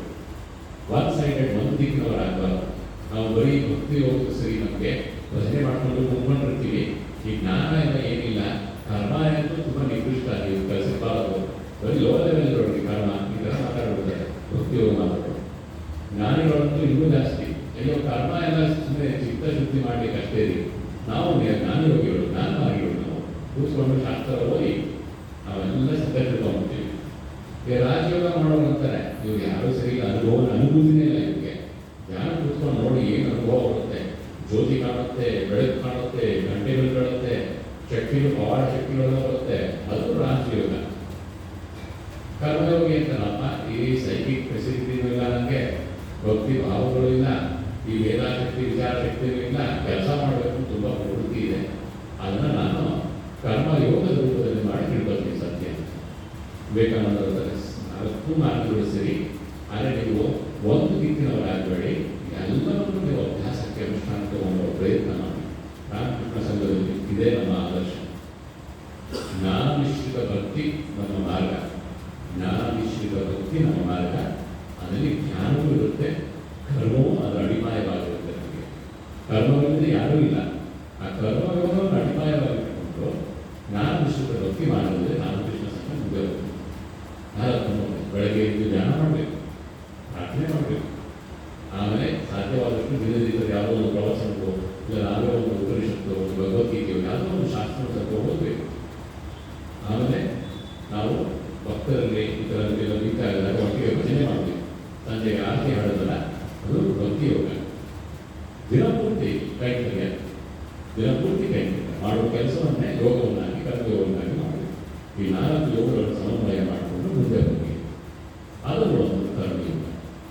ಆ ಕರ್ಮಯೋಗದಲ್ಲಿ ಯೋಗ ಅಂದರೆ ಒಂದಾಗುವುದು ಅಂತ, ಕರ್ಮದ ಮೂಲಕ ಒಂದಾಗುವುದು ಹೇಗೆ ಅಂತ ಕರ್ಮಯೋಗ. ಇವತ್ತಿಗೆ ನಾನು ಕರ್ಮ ಅನ್ನೋದ್ರ ಒಂದು ವಿಷಯ ಮಾತ್ರ ಡಿಸ್ಕಸ್ ಮಾಡ್ತೀನಿ. ಕರ್ಮ ಅಂದರೆ ಒಂದು ಕ್ರಿಯೆ, ಕರ್ಮ ಅಂದರೆ ಒಂದು ಕ್ರಿಯೆ. ಈಗ ನೀವು ಕೂತಿದ್ದೀರಿ, ಅದು ಒಂದು ಕರ್ಮ. ಕೇಳಿಸ್ಕೊತಾ ಇರೋದಿಲ್ಲ, ಅದನ್ನು ಗೊತ್ತಿಲ್ಲ, ನೀವು ಗೊತ್ತು ಭಗವಂತನ ಕೂತಿದ್ದೀರಿ, ಮನಸ್ಸು ಆಚೆ ಹೋಗ್ತಿರುತ್ತೆ, ಒಟ್ಟೊಂದು ಪ್ರಯತ್ನ ಮಾಡ್ತಾ ಇದ್ದೀನಿ, ನಾನು ಮಾತಾಡ್ತಾ ಇದ್ದೀನಿ, ಇದು ಕರ್ಮ. 3 ಥರದ ಸ್ತರಗಳಲ್ಲಿ ಕರ್ಮ ಆಗೋದು. ಒಂದು ಆಲೋಚನೆ, 2ನೇದು ಮಾತು, 3ನೇದು ಕೈ ಕಾಲಿಗಳಿಂದ ಆಗುವ ಕರ್ಮ. ಮನಸ್ಸಿನಲ್ಲಿ, ಮಾತಿನಲ್ಲಿ ಮತ್ತು ಕೈ ಕಾಲುಗಳ ಮೂಲಕ ಅಡುಗೆ ಮಾಡ್ತೀನಿ, ಊಟ ಮಾಡ್ತೀನಿ, ನಿಮಗೆ ಒಂದು ಸಹಾಯ ಮಾಡ್ತೀನಿ, ಎತ್ಕೊಡ್ತೀನಿ, ಹೊಡಿತೀನಿ, ಬಡಿತೀನಿ ಎಂಥದೋ ಒಂದು ಕರ್ಮ. 3 ರೀತಿಗಳಲ್ಲಿ ನಾನು ಕರ್ಮವನ್ನು ಮಾಡ್ತೀನಿ. ಈಗ ನಾನು ಇಷ್ಟೊಂದು ಮಾತಾಡ್ತಾ ಇದ್ದೀನಿ, ನೀವೆಲ್ಲ ಮನೆಯಿಂದ ಬಂದಿದ್ದೀರಿ. ಈಗ ಈ ಪ್ರಕ್ರಿಯೆ ಮಾಡ್ಕೊಳ್ಳಿ, ಅರ್ಥ ಮಾಡ್ಕೊಳ್ಳಿ. ಕರ್ಮ ಅನ್ನುವ ಪ್ರಕ್ರಿಯೆ ಬಗ್ಗೆ ಮಾತಾಡ್ತೀನಿ, ಗಮನ ಕೊಟ್ಕೊಳ್ಳಿ. ಕರ್ಮ ಅನ್ನುವ ಪ್ರಕ್ರಿಯೆ. ಈಗ ನಾನು ಮಾತಾಡ್ತಾ ಇದ್ದೀನಿ, ಕೈಕಾಲ ಅಳವಡಿಸ್ತಾ ಇದ್ದೀನಲ್ಲ, ಇದರ ಆವಿರ್ಭಾವ, ಯಾವುದರ ಆವಿರ್ಭಾವ ಇದು ಹೇಳ್ಬೋದ ನೀವು? ಏನು ಮಾಡ್ತಾ ಇರೋದು ನನಗೆ? ಇದ್ರ ಮೂಲಕ ಏನು ಆವಿರ್ಭಾವ ಆಗ್ತಾ ಇದೆ? ಶಕ್ತಿ ಆವಿರ್ಭಾವ ಆಗ್ತಾ ಇದೆಯಾ? ಶಕ್ತಿ ಇದೆ ಮಾತಾಡೋಕ್ಕಾಗ್ತಿದ್ದ? ನಿಶಕ್ತನಾಗಿದೆ, ಮಾತಾಡೋಕ್ಕಾಗ್ತಿರಲಿಲ್ಲ, ಕೈಕಾಲ ಅಳವಡಿಸೋಕ್ಕಾಗ್ತಿರಲಿಲ್ಲ. ಶಕ್ತಿಯನ್ನು ನಾನು ಆವಿರ್ಭಾವ ತೋರಿಸ್ತಾ ಇದ್ದೀನಿ. ಈ ಶಕ್ತಿ ಎಲ್ಲಿಂದ ಬಂತು ನನಗೆ ಹೇಳ್ತೀರಾ? ಈ ಶಕ್ತಿ ಎಲ್ಲಿಂದ ಬಂತು? ಆತ್ಮದಿಂದ. ಆಮೇಲೆ ಈ ಶಕ್ತಿ ಎಲ್ಲಿಂದ ಬಂತು ನೋಡಿ, ದೊಡ್ಡ ಏನೋ ಫಿಲಾಸಫಿ ಅನ್ಕೋಬೇಡಿ, ಕಾಮನ್ ಸೆನ್ಸ್ ಪ್ರಶ್ನೆ ಅಷ್ಟೇ. ಈ ಶಕ್ತಿ ಇವತ್ತು ಕೂತಿ ಮಾತಾಡುವ ಶಕ್ತಿ ನನಗೆ ಎಲ್ಲಿಂದ ಬಂತು? ಆಹಾರದಿಂದ. ಕರೆಕ್ಟ್. ಆಹಾರದಿಂದ ನೀವು ಅಡುಗೆ ಮಾಡಿಕೊಟ್ರಿ, ತಿಂದರೆ ಆ ಶಕ್ತಿಯನ್ನೇ ನಾನು ಉಪಯೋಗಿಸ್ಕೊಂಡು ಈಗ ಮಾತಾಡ್ತಾ ಇದ್ದೀನಿ. ಅದನ್ನು ನಾನು ಏನು ಮಾಡ್ತಾ ಇದ್ದೀನಿ, ಆಹಾರದಿಂದ ಬಂದ ಶಕ್ತಿಯನ್ನು ರೂಪಾಂತರಗೊಳಿಸ್ತೇನೆ. ಆಹಾರ ಯಾವುದು ಇತ್ತು? ಜೋಳದ ರೊಟ್ಟಿ, ದಿಬ್ಬದ ರೊಟ್ಟಿ, ಅನ್ನ, ಸಾಂಬಾರು, ಪಲ್ಯ, ಅಕ್ಕಿ, ಬೇಳೆ, ತರಕಾರಿ, ಹಣ್ಣು, ಈ ರೂಪದಲ್ಲಿ ಪ್ರಕೃತಿ ಕೊಟ್ಟು ನನಗಲ್ಲ. ಯಾರು ಕೊಟ್ಟಿದ್ದು ಶಕ್ತಿ? ಪ್ರಕೃತಿ ಕೊಟ್ಟಿದ್ದು. ಪ್ರಕೃತಿ ಕೊಟ್ಟ ಶಕ್ತಿ ಅದು. ಯಾವ ರೂಪದಲ್ಲಿ? ಅಕ್ಕಿ, ಬೇಳೆ, ಅಲ್ಲಿದ್ದು ಧಾನ್ಯ, ದವಸ ಧಾನ್ಯಗಳು, ತರಕಾರಿ, ಹಣ್ಣು, ಸೊಪ್ಪು, ನಾನಾ ರೂಪಗಳಲ್ಲಿ ಪ್ರಕೃತಿ ನನಗೆ ಶಕ್ತಿಯನ್ನು ತಯಾರಿ ಮಾಡಿಕೊಟ್ಟಿದೆ. ಅವುಗಳು ಹಿಂದೆ ಇರೋದೇನು? ಮತ್ತೆ ಪಂಚಭೂತಗಳು. ಪಂಚಭೂತಗಳ ಮಣ್ಣು, ನೀರು, ಗಾಳಿ, ಬೆಳಕು, ಅವೆಲ್ಲ ಕೆಲಸ ಮಾಡಲಿಕ್ಕೆ ಒಂದು ಆಕಾಶ. ಇವುಗಳಿಂದ ಆಗಿರೋದಲ್ಲ ಪ್ರಕೃತಿಯದು. ಹಣ್ಣಾಗಲಿ, ಬೇಳೆಯಾಗಲಿ, ನಿಮ್ಮ ದವಸ ಧಾನ್ಯಗಳಾಗಲಿ, ಎಲ್ಲದೂ ಪಂಚಭೂತಗಳಿರೋದಲ್ಲ. ರುಚಿ ಬೇರೆ ಬೇರೆ. ಹಣ್ಣಿನ ರುಚಿ ಬೇರೆ, ತರಕಾರಿ ರುಚಿ ಬೇರೆ, ಅಕ್ಕಿ ರುಚಿ ಬೇರೆ, ಬೇಳೆ ರುಚಿ ಬೇರೆ. ಅದು ಒಳಗಡೆ ಇರೋದಿರೋ ಪಂಚಭೂತಗಳೆಲ್ಲ. ಆ ಪಂಚಭೂತಗಳು, ಪ್ರಕೃತಿಯ ಪಂಚಭೂತಗಳು ನಾನಾ ರೂಪಗಳ ಮೂಲಕ ಶಕ್ತಿಯಾಗಿ ಆವಿರ್ಭಾವ ಆಗಿದೆ. ಅದನ್ನು ನಾನು ತಗೊಂಡು ನಾನು ಅದನ್ನು ಒಳಗೆ ಹಾಕಿ ಜೀರ್ಣಿಸಿಕೊಂಡು ಆ ಶಕ್ತಿಯನ್ನು ರೂಪಾಂತರಗೊಳಿಸ್ತೇನೆ. ಹೊಟ್ಟೆಗೆ ಹಾಕೋದಷ್ಟೇ ನನ್ನ ಕೆಲಸ. ಅದನ್ನು ಜೀರ್ಣ ಮಾಡೋದು ಹೊಟ್ಟೆ, ನಾನು ಹೊಟ್ಟೆ ಮಾಡೋದು ನಾವೇ ಮಾಡ್ತೀವಿ. ಅದು ಆ ಶಕ್ತಿಯನ್ನು ಜೀರ್ಣಿಸ್ಕೊಂಡು ಅದನ್ನು ಮತ್ತೆ ರೂಪಾಂತರಗೊಳಿಸುತ್ತೆ. ಗ್ಲೂಕೋಸ್ ಅಂತ ಏನೋ ಮಾಡೋದು, ಇನ್ನೇನೋ ಮಾಡುತ್ತಂತೆ. ಆ ಶಕ್ತಿ ಈಗ ಮತ್ತೆ ರೂಪಾಂತರ ಆಗ್ತಾ ಇದೆ ನನ್ನ ಮೂಲಕ. ಮಾತಾಗಿ ಕೈಕಾಲ ಅಲವಡಿಸೋದ್ರ ಮೂಲಕ ಇಷ್ಟು ಶಕ್ತಿ ಆಚೆ ಗೊತ್ತಲ್ಲ. ಎಲ್ಲಿಂದ ಬಂದಿದೆ ಶಕ್ತಿ? ಪ್ರಕೃತಿಯಿಂದ. ಪ್ರಕೃತಿ ಆಹಾರ ರೂಪ ಪಡೆಯಿತು. ಆಹಾರವನ್ನು ಇದು ಸೇವನೆ ಮಾಡಿತು ಈ ಶರೀರ ಸೇವನೆ ಮಾಡಿ ಅದನ್ನು ರೂಪಾಂತರಗೊಳಿಸ್ತು. ಮತ್ತೆ ಎಷ್ಟು ರೂಪಾಂತರಗಳಾಗ್ತಾ ಇದೆ ನೋಡಿ. ಪಂಚಭೂತಗಳು ಒಂದು ರೂಪಾಂತರವಾದದ್ದು ಬೇರೆ ಬೇರೆ ರೀತಿಯಾಗಿ. ಅಕ್ಕಿ, ಬೇಳೆ, ಹಣ್ಣು, ತರಕಾರಿ. ಅದು ಮತ್ತೆ ನನ್ನೊಳಗಡೆ ಹೋಗಿ ಎಲ್ಲ ಒಟ್ಟಿಗೆ ತಿಂದ್ಬಿಟ್ಟೆ. ನಾನು ಅಕ್ಕಿ ತಿಂದೆ, ಬೇಳೆ ತಿಂದೆ, ಹಣ್ಣು ತಿಂದೆ, ತರಕಾರಿ ತಿಂದೆ. ಅಲ್ಲಿ ಹೋಗಿ ರೂಪಾಂತರ ಆಗಿ ಶಕ್ತಿ ಮತ್ತೆ ನನಗೆ ಇನ್ನೊಂದು ರೂಪದಲ್ಲಿ ಬರ್ತಾ ಇದೆ. ಆ ಶಕ್ತಿಯನ್ನು ನಾನು ಉಳಿಸ್ಕೊಂಡಿದ್ದೀನಲ್ಲ, ಈಗ ಅದನ್ನು ನಾನು ಆವಿರ್ಭಾವಗೊಳಿಸ್ತಾ ಇದ್ದೀನಿ, ರೂಪಾಂತರಗೊಳಿಸ್ತಾ ಇದ್ದೀನಿ. ಸೂಕ್ಷ್ಮ ವಿಚಾರ ಅರ್ಥ ಮಾಡ್ಕೊಳ್ಳಿ. ಎಲ್ಲರೂ ಮಾಡೋದು ಇಷ್ಟೇ. ನೀವು ಬಂದು ಗಾಡಿ ಓಡಿಸ್ಕೊಂಡ್ಬಂದ್ರಿ, ನಡ್ಕೊಂಡ್ಬಂದ್ರಿ, ಶಕ್ತಿ ಬೇಕಿದ್ದಲ್ಲ. ಆ ಶಕ್ತಿ ಎಲ್ಲಿಂದ ಬಂತು? ಪ್ರಕೃತಿಯಿಂದ ಬಂತು. ಪ್ರಕೃತಿ ನಾವೆಲ್ಲರಿಗೂ ಶಕ್ತಿ ಕೊಡ್ತದೆ. ಅದ್ರಲ್ಲಿ ಏನಾದ್ರು ಭೇದ ಇದೆಯಾ? ಭೇದ ಇದೆಯಾ ಶಕ್ತಿ? ನೀವು 2 ಜೋಳದ ರೊಟ್ಟಿ ತಿಂದರೆ, ನಾನು 2 ಜೋಳದ ರೊಟ್ಟಿ ತಿಂದೆ, ಶಕ್ತಿ ಒಂದೇ ಬರಬೇಕಲ್ಲ. ಜೀರ್ಣ ಶಕ್ತಿ ಬೇರೆ, ನಮ್ದು ಬೇರೆ. ಅದು ಜೀರ್ಣ ಆಗಿಲ್ಲ ಅಂದ್ರೆ ಅದು ಆಚೆ ಹೋಯ್ತು, ಸರಿ ಹೋಗಲ್ಲ. ಅದೇ ಆ 2 ರೊಟ್ಟಿಲಿರುವ ಶಕ್ತಿ ಒಂದೇ ತಾನೆ. ಎಲ್ಲರೂ ಪಡೆದಿದ್ದು ಪ್ರಕೃತಿಯಿಂದ ಒಂದೇ ಶಕ್ತಿ ತಾನೆ. ಆದರೆ ಅದನ್ನ ಪ್ರತಿಯೊಬ್ಬ ಮನುಷ್ಯ ಬೇರೆ ಬೇರೆ ರೀತಿಯಲ್ಲಿ ರೂಪಾಂತರಗೊಳಿಸ್ತಾರೆ. ಎಲ್ಲರೂ ಮಾಡ್ತಿರೋದು ಇಷ್ಟೇ, ರೂಪಾಂತರ. ಅತ್ತೆ ಸೊಸೆ ಇಬ್ರು ಒಂದೇ ಅಡುಗೆ ಮಾಡ್ಕೊಂಡು ತಿಂದಿತ್ತು. ಅತ್ತೆ ರೂಪಾಂತರಗೊಳಿಸಿದ್ದೇ ಒಂದು ರೀತಿ, ಸೊಸೆ ರೂಪಾಂತರಗೊಳಿಸಿದ್ದೇ ಒಂದು. ನಾವೆಲ್ಲರೂ ಮಾಡ್ತಿರೋದು ಶಕ್ತಿಯ ರೂಪಾಂತರ. ಈ ಶಕ್ತಿ ನಂದ ನಮ್ಗೆ ಯಾವ್ದಾದ್ರು ಶಕ್ತಿ ಇದು ಪ್ರಕೃತಿಯ ಶಕ್ತಿ. ಆದರೆ ಮನುಷ್ಯ ಏನು ಮಾಡ್ತಾನೆ, ಆ ಪ್ರಕೃತಿಯ ಶಕ್ತಿ ತಗೊಂಡು ಅದ್ರ ಮೇಲೆ ಒಂದು ಸ್ಟ್ಯಾಂಪ್ ಹಾಕ್ತಾನೆ. ನಾನು ನೋಡು, ನಾನು ಮಾಡಿದ್ದು. ಈ ಮಾತಾಡ್ತಿರೋದು ಬಂದ ಇದು ಶಕ್ತಿ, ಪ್ರಕೃತಿಯ ಶಕ್ತಿ. ಅದನ್ನ ಇಟ್ಕೊಂಡ್ಬಿಟ್ರೆ ನಾನು ಮಾತಾಡಿದೆ ನೋಡು ಅಂತಂದ್ರೆ ಪ್ರಕೃತಿ ಅನ್ನೋದು ಸಿಕ್ಕಾಕೊಂಡಾಗ ತಗೊಂಡಿದ್ದು ನಂದು, ನಾನೇ ಆವಿರ್ಭಾವ ಹಾಕ್ತಿರೋದು. ಮಧ್ಯದ ಬಂದ್ಬಿಟ್ಟು ಅದು ನಾನು ಮಾಡಿದೆ ಮಾಡಿದ್ಯಾ ಸಿಕ್ಕಾಕ, ಅದೇ ಸಂಸ್ಕಾರ. ನಾನಲ್ಲ, ಪ್ರಕೃತಿ. ಈ ಶರೀರನೂ ಪ್ರಕೃತಿನೇ ಅಲ್ವಾ? ನಮ್ಮ ಅಪ್ಪ ಅಮ್ಮ ತಿಂದ ಆಹಾರದಿಂದ ತಯಾರಾದ ಶರೀರ ಅಲ್ವ ನಮ್ದೆಲ್ಲ. ನಾವೆಲ್ಲ ಶರೀರ ಅಷ್ಟೇ ತಾನೆ. ನಮ್ಮ ತಂದೆ ತಾಯಿ ಆಹಾರ ತಿಂದು ನಮಗೆ ಕೊಟ್ಟ ಒಂದು ಶರೀರ.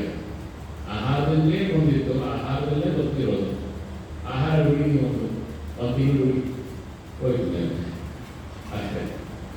ಆ ಶಕ್ತಿ ನಂದಲ್ಲ, ನಾನು ಒಂದು ಇನ್ಸ್ಟ್ರೂಮೆಂಟ್ ಅಷ್ಟೇ, ನಿಮಿತ್ತ ಮಾತ್ರ.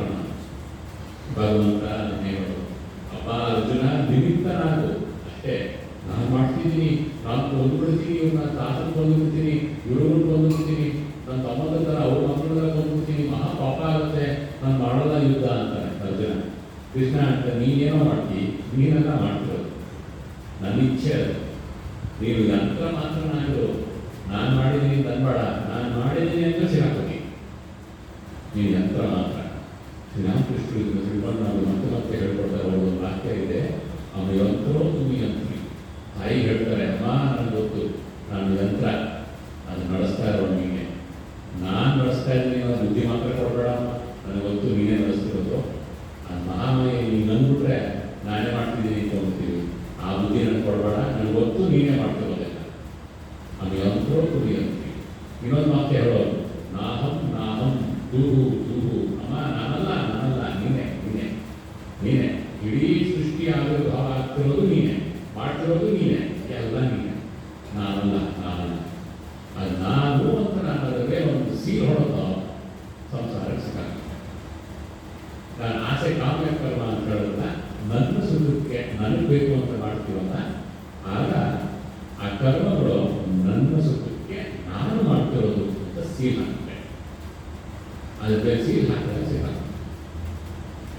ಕರ್ಮ ಅಂದರೆ ಶಕ್ತಿಯ ರೂಪಾಂತರ, ನೆನಪಿಟ್ಕೋಬೇಕು. ಕರ್ಮ ಅಂದರೆ ಏನು? ಶಕ್ತಿಯ ರೂಪಾಂತರ. ಶಕ್ತಿ ಬಂದಿದೆ ಈಗ ಪ್ರಕೃತಿ, ಆ ಪ್ರಕೃತಿಯೇ ಅದನ್ನು ಎನರ್ಜಿ ಅಂತಾರೆ, ಶಕ್ತಿ ಅಂತೀವಿ. ಆ ಶಕ್ತಿಯೇ ಬ್ರಹ್ಮನ್, ನಮ್ಮ ಸಾಮಾನ್ಯ ಭಾಷೆಯಲ್ಲಿ ಭಗವಂತ. ಶಿವಶಕ್ತಿ, ಅರ್ಧನಾರೀಶ್ವರ ಅಂತ ನೋಡ್ತೀವಲ್ಲ, ಅದರ ಅರ್ಥ ಏನು? ಅರ್ಧ ಶಿವ ಅರ್ಧ ಶಕ್ತಿ, ಅದರ ಅರ್ಥ ಇದೆಯಲ್ಲ, ಶಿವನೇ ಶಕ್ತಿ, ಶಕ್ತಿಯೇ ಶಿವ. ಶ್ರೀರಾಮಕೃಷ್ಣ ಮತ್ತೆ ಹೇಳ್ತಾರೆ ನಮಗೆ. ಶ್ರೀರಾಮಕೃಷ್ಣ ಕಥಾಮೃತದಲ್ಲಿ ಬರುತ್ತೆ, ವಾಸ್ತವ ಶ್ರೀರಾಮಕೃಷ್ಣ ಗೊತ್ತಿ ಹೇಳ್ತಾರೆ, ನೆನಪಿಟ್ಕೊಟ್ಟಪ್ಪ ಇದನ್ನ, ಬ್ರಹ್ಮನ್ ಮತ್ತು ಶಕ್ತಿ ಎರಡೂ ಒಂದೇ, ಬೇರೆ ಬೇರೆ ಅಂತ ಮಾಡಬೇಡಿ. ಅಭೇದ ಅಂತ ಉಪಯೋಗಿಸ್ತಾರೆ ಪದ. ಅಭೇದ ಅಂದರೆ ಭೇದವಿಲ್ಲ. ಯಾವುದೇ ಭೇದವಿಲ್ಲ. ಬ್ರಹ್ಮನ್ ಮತ್ತು ಶಕ್ತಿ, ಪರಮಾತ್ಮ ಮತ್ತು ಶಕ್ತಿ, ಶಿವ ಮತ್ತು ಶಕ್ತಿ ಎರಡೂ ಒಂದೇ. ಇಬ್ಬರಿಬ್ರು ಬೇರೆ ಬೇರೆ ತಂತವ್ರಿ. ಹೆಂಗೆ ಒಂದೇ? ಅದಕ್ಕೆ 5 ಉದಾಹರಣೆ ಕೊಡ್ತಾರೆ. ನೀರು ಮತ್ತು ಅದರ ತೇವಾಂಶ, ಅದು ಬೇರೆ ಮಾಡಲಿಕ್ಕಾಗತ್ತಾ? ಈ ನೀರು ಇದು ತೇವಾಂಶ ಅಂತ ಬೇರೆ ಮಾಡ್ತೀರಾ? ಆಗಲ್ಲ. ಅದೇ ರೀತಿ ಬ್ರಹ್ಮನ್ ಶಕ್ತಿ ಒಂದೇ. ಬೆಂಕಿ ಮತ್ತು ಅದನ್ನು ಸುಡುವ ಲಕ್ಷಣ ಬೇರೆ ಮಾಡ್ತೀರಾ? ಇದು ಬೆಂಕಿ, ಇದು ಸುಡೋದು ಅಂತ ಆಗಲ್ಲ. ಬೆಂಕಿ ಅಂದರೆ ಸುಡೋದು ಅಂದರೆ ಬೆಂಕಿ. ಅದೇ ರೀತಿ ಬ್ರಹ್ಮನ್ ಮತ್ತು ಶಕ್ತಿ, ಪರಮಾತ್ಮ ಮತ್ತು ಶಕ್ತಿ, ಶಿವ ಮತ್ತು ಶಕ್ತಿ ಒಂದೇ. ಇನ್ನೊಂದು ಉದಾಹರಣೆ ಕೊಡ್ತಾರೆ. ಹಾಲು ಮತ್ತು ಅದರ ಬೆಳಕು ಬೇರೆ ಮಾಡ್ತೀರಾ? ಇದು ಹಾಲು, ಇದು ಬೆಳಕು ಅಂತ. ಬೆಳಕು ಅಂದರೆ ಹಾಲು, ಹಾಲು ಅಂದರೆ ಬೆಳಕು. ಅದೇ ರೀತಿ ಬ್ರಹ್ಮನ್ ಶಕ್ತಿ ಒಂದೇ. ರತ್ನ ಮತ್ತು ಅದರ ಪ್ರಭೆ ಬೇರೆ ಮಾಡೋಕ್ಕಾಗತ್ತಾ? ಇದು ಪ್ರಭೆ ಬೇರೆ, ರತ್ನ ಬೇರೆ. ರತ್ನ ಅಂದರೆ ಪ್ರಭೆ, ಪ್ರಭೆ ಅಂದರೆ ರತ್ನ. ಹೀಗೆ ಬೆಳಕಲ್ಲ ಬಂದಿದೆ, ಹಿಂದಿನ ಕಾಲದಲ್ಲಿ. ಅದೇ ರೀತಿ ಬ್ರಹ್ಮನ್ ಶಕ್ತಿ ಒಂದೇ. ಇನ್ನೊಂದು ಕೊಡ್ತಾರೆ ಉದಾಹರಣೆ. ಹಾವು ಹೀಗೆ ಹೋಗುತ್ತಲ್ಲ, ಅದು ಹೋಗಿದ ತಕ್ಷಣ ನಮ್ಗೆ ಗೊತ್ತದು ಹಾವು ಅಂತ. ಅದು ಬೇರೆ ಬೇರೆ ಮಾಡೋಣ. ಈ ರೀತಿ ಒಂದು 5 ಉದಾಹರಣೆ ಕೊಡ್ತಾರೆ ಶ್ರೀರಾಮಕೃಷ್ಣರು. ಯಾವುದಕ್ಕೆ? ಬ್ರಹ್ಮನ್ ಮತ್ತು ಶಕ್ತಿ ಒಂದೇ. ಬ್ರಹ್ಮನ್ ಅಂದರೆ ಚೈತನ್ಯ ಅಂತಾರೆ, ಸಚ್ಚಿದಾನಂದ ಅಂತಾರೆ, ಬೇರೆ ಫಿಲಾಸಫಿಯಲ್ಲಿ ಪರಮಾತ್ಮನ್ ಅಂತಾರೆ. ಈ ಕಾನ್ಷಿಯಸ್ನೆಸ್ ಅಂದರೆ ಇಂಗ್ಲಿಷ್, ಕಾನ್ಷಿಯಸ್ನೆಸ್ ಆ್ಯಂಡ್ ಎನರ್ಜಿ. ಬ್ರಹ್ಮನ್ ಮತ್ತು ಶಕ್ತಿ, ಪರಮಾತ್ಮ ಮತ್ತು ಶಕ್ತಿ, ನಮ್ಮ ಸಾಮಾನ್ಯ ಭಾಷೆಯಲ್ಲಿ ಶಿವ ಮತ್ತು ಶಕ್ತಿ ಎರಡೂ ಒಂದೇ. ವಿಷ್ಣು ಮತ್ತು ಲಕ್ಷ್ಮಿ ಅಂತಾರೆ, ಅದು ಎರಡೂ ಒಂದೇ. ಒಂದು ಪ್ರಿನ್ಸಿಪಲ್ಲು, ಇನ್ನೊಂದು ಮ್ಯಾನಿಫೆಸ್ಟೇಷನ್ ಆಸ್ ಎನರ್ಜಿ, ಎರಡೂ ಒಂದೇ. ಈ ಪ್ರಕೃತಿಯೇ ಆ ಚೈತನ್ಯವೇ. ಈ ಪ್ರಕೃತಿ ಏನು ಕಾಣುತ್ತೆ? ಜಡ ಪ್ರಕೃತಿ ಅಲ್ಲ, ಇದು ಚೈತನ್ಯ. ಅದರಿಂದ ಈ ಶರೀರ ನಿರ್ಮಾಣ ಆಗುತ್ತೆ. ಈ ಶರೀರದಿಂದ ಆ ಶಕ್ತಿ ರೂಪಾಂತರಗೊಳ್ತಾ ಇದೆ, ನಾನಾ ವಿಭಾಗ. ಆ ರೂಪಾಂತರಗೊಳ್ತಾ ಇರೋದಕ್ಕೆ ಕಾರಣ ಹಿಂದೆ ಇರುವ ಅಹಂ. ಅಹಂ ನಾನು. ನಮ್ಮ ಕನ್ನಡದ ಅಹಂಕಾರ ಅಲ್ಲ, ತುಂಬ ಅಹಂಕಾರ ನಿಮಗೆ ಅಂತ ಅಹಂಕಾರ ಅಲ್ಲ. ಅಹಂ ನಾನು ಅನ್ನುವ ಒಂದು ಬೋಧೆ ಇದೆಯಲ್ಲ, ಆ ನಾನು ಅನ್ನೋದೇ ಈ ಶಕ್ತಿಯನ್ನು ರೂಪಾಂತರ ಮಾಡ್ತೇವೆ. ಆ ನಾನು ಅನ್ನೋದು ಎಷ್ಟು ಚಿಕ್ಕದಾಗುತ್ತೋ ರೂಪಾಂತರ ಕೆಟ್ಟದಾಗ. ಆ ನಾನು ಅನ್ನೋದು ದೊಡ್ಡದಾಗ. ಅದಕ್ಕೆ ನಾನು ಅನ್ನೋದಕ್ಕೆ ಎರಡು ಸ್ಥಳಗಳಲ್ಲಿ ಕೆಲಸ ಮಾಡೋದಂತೆ. ನಾನು ಶ್ರೀರಾಮಕೃಷ್ಣ ಹೇಳ್ತಾರೆ ಕಾಚಾಮಿ ಪಾಕಾಮಿ ಅಂತ ಹೇಳ್ತಾರೆ. ಕಾಚಾಮಿ ಅಂದರೆ ತುಂಬ ಎಳಸು ಬುದ್ಧಿಯ ನಾನು. ಪಾಕಾಮ ಅಂದರೆ ಬಲಿತ ನಾನು. ಯಾರು ನಾನು ಅನ್ನೋದೇನು? ನಾನಿಲ್ಲ ಅನ್ನೋದೇ ನಾನು ಅನ್ನೋದು ಅಳಿಸೋದ್ರೆ ಏನು ಉಳಿಯೋಲ್ಲ, ಅದೇ ನಾನು ಅಂತ ಇಲ್ಲದೆ ಅಳಿಸೋಬೇಕಲ್ಲ. ನಾನು ಅನ್ನೋ ಚಿಕ್ಕದು ಅಳಿಸೋಬಿಟ್ಟು ಏನು ಉಟ್ಕೊಳ್ಳೋದಂದರೆ ಇಡೀ ಸೃಷ್ಟಿಯೇ ಪ್ರಪಂಚವೇ ನಾನು. ಇಡೀ ಪ್ರಪಂಚವೇ ನಾನು. ಇದು ತತ್ವಂ ಅಸಿ ಅಂತ ಗುರುಗಳು ಶಿಷ್ಯರಿಗೆ ಕೊಡುವ ಉಪದೇಶ. ಅಪ್ಪ, ಆ ಚೈತನ್ಯವೇ ನೀನು. ನೀನು ಈ ಕಾರ್ ಓನರು, ಸೈಟ್ ಓನರು, ಈ ಶರೀರದ ಓನರು ಅಂದ್ಕೊಂಡು ಒದ್ದಾಡ್ತಿದ್ದೆಲ್ಲ. ಇಡೀ ಸೃಷ್ಟಿಯೇ ನೀನೇ ಆ ಪರಮಾತ್ಮ. ನಿನ್ನ ನಿಜ ಸ್ವರೂಪವೇ ಆ ಚೈತನ್ಯ. ಇದು ತಿಳ್ಕೊಳ್ಳೋದೇ ಜೀವನದ ಉದ್ದೇಶ. ಅದಕ್ಕೆ ನೀನು ನಾನಾ ಮಾರ್ಗಗಳನ್ನು ಆದರೆ ತಿಳ್ಕೋಬೇಕು. ನಾನು ಸಾಮಾನ್ಯವಾದ ಸುಮ್ಮನೆ ಒಂದು ಜಡ ವಸ್ತುವಲ್ಲ. ಜಡ ಅನ್ನೋದಿಲ್ಲ, ಇರೋದೆಲ್ಲ ಶಕ್ತಿಯೇ ಚೈತನ್ಯ, ಬ್ರಹ್ಮನ್ ಪರಮಾತ್ಮನ್. ಅದನ್ನು ತಿಳ್ಕೊಳ್ಳೋದೇ ಜೀವನದ ಉದ್ದೇಶ. ಅದಕ್ಕೆ ಒಂದು ಮಾರ್ಗ ಕರ್ಮಯೋಗದ ಮಾರ್ಗ. ಇದು ಎಲ್ಲರಿಗೂ ಅನ್ವಯಿಸೋದು. ಕರ್ಮ ಮಾಡಿದ್ರೆ ಯಾರೂ ಇಲ್ಲ. ಭಕ್ತಿ ಯೋಗ ಮಾಡ್ತಾರಲ್ಲ, ಅದೂ ಕರ್ಮ ಇದೆ. ಜ್ಞಾನ ಯೋಗ ವಿಚಾರ ಮಾಡ್ತಾರಲ್ಲ, ಅದೂ ಕರ್ಮ ಇದೆ. ಧ್ಯಾನ ಕೊಡ್ತಾರಲ್ಲ, ಅದೂ ಕರ್ಮ ಇದೆ. ಯಾಕಂದರೆ ಆಲೋಚನೆ ನಿಲ್ಸಕ್ಕೆ ನೋಡ್ತಾರಲ್ಲ, ಮನಸ್ಸಿನಲ್ಲಿ ಒಂದು ಆಲೋಚನೆ ಹಿಡಿದಕ್ಕೆ ಒಂದು ನಿಲ್ಲಿಸ್ಬಿಟ್ಟಿರ್ತಾರೆ. ಶ್ರೀರಾಮಕೃಷ್ಣ ಹೇಳ್ತಾರೆ ಏನು ಹೆಚ್ಚಿಗೆ ಲಾಭ ಇಲ್ಲ, ನಿಲ್ಲಿಸ್ಬಿಟ್ಟಿರ್ತಾರೆ. ಅದು ಮತ್ತೆ ಶುರು ಆಗಿದ ತಕ್ಷಣ ನನಗೆ ಒಕ್ಕರ್ಸ್ಕೊಡ್ತಾರೆ ಕೈಗಡೆ. ಅದಕ್ಕೆ ಉದಾಹರಣೆ ಕೊಡ್ತಾರೆ. ಒಬ್ಬ ಮಂತ್ರವಾದ ರಾಜನ ಮುಂದೆ ಹೋಗಿ ಮ್ಯಾಜಿಕ್ ಮಾಡ್ತಿದ್ದಂತೆ, ಅಪ್ರ ಅಂತ ಹೇಳ್ತಿದ್ದಂತೆ. ಇದ್ದಕ್ಕಿದ್ದಂತೆ ನಾವೇ ಒಳಗಡೆ ತಿಳ್ಕೊಂಡ್ಬಿಟ್ಟು ಒಂದು ಎಂಥದೋ ಒಂದು ಸಮಾಧಿ ಸ್ಥಿತಿಗೆ ಹೋಗ್ತಿದ್ದಂತೆ. ಅಂದರೆ ಆಚೆ ಕಡೆ ಭಾಷೆ ಪ್ರಜ್ಞೆ ಹೊರಟು ನಮಗೆ 6 ತಿಂಗಳು ಆ ಅವಸ್ಥೆಯಲ್ಲಿ ಇದ್ದಂತೆ. 6 ತಿಂಗಳಲ್ಲಿ ನಾಲ್ಗೆ ಬಿಡಿಸೋದಂತೆ. ಎಲ್ಲ ಅನ್ಕೊಂಡ್ಬಿಟ್ರು ಏನು ಸಮಾಧಿ ಇದೆನಪ್ಪ ಅಂತ. ಅವನು ನಾಲ್ಗೆ ಬಿಡಿಸ್ಕೊಂಡು ಮಾತಾಡಿದ ತಕ್ಷಣ ಮತ್ತೆ ಶುರು ಮಾಡಿದಂತೆ ಅಪ್ರಕದಪ್ರ ಅಂತ.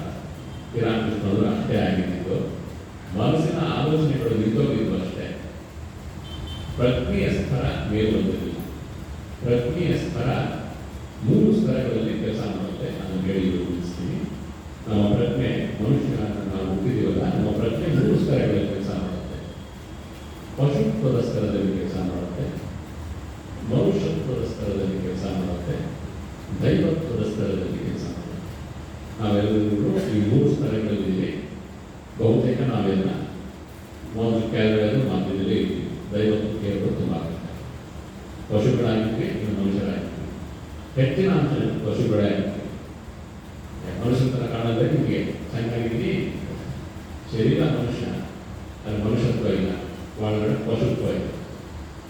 ಪಶುತ್ವದ ಮಟ್ಟದಲ್ಲೇ ಹೆಚ್ಚಿನ ಅಂಶ ನಾವು ಸಮಾಜದಲ್ಲಿ. ಏನಪ್ಪ ಇದು ಪಶುತ್ವದ ಮಟ್ಟ ಅಂತಂದರೆ, ಆ ಮನುಷ್ಯ ಇಂದ್ರಿಯಗಳಿಗೆ, ದೇಹಗಳಿಗೆ ದಾಸತ್ವದಲ್ಲಿ ಸಿಕ್ಕಿಕೊಂಡಿರ್ತಾರೆ. ದೇಹ ಇಂದ್ರಿಯಗಳ ದಾಸತ್ವ ಅದೆಂಥದ್ದು?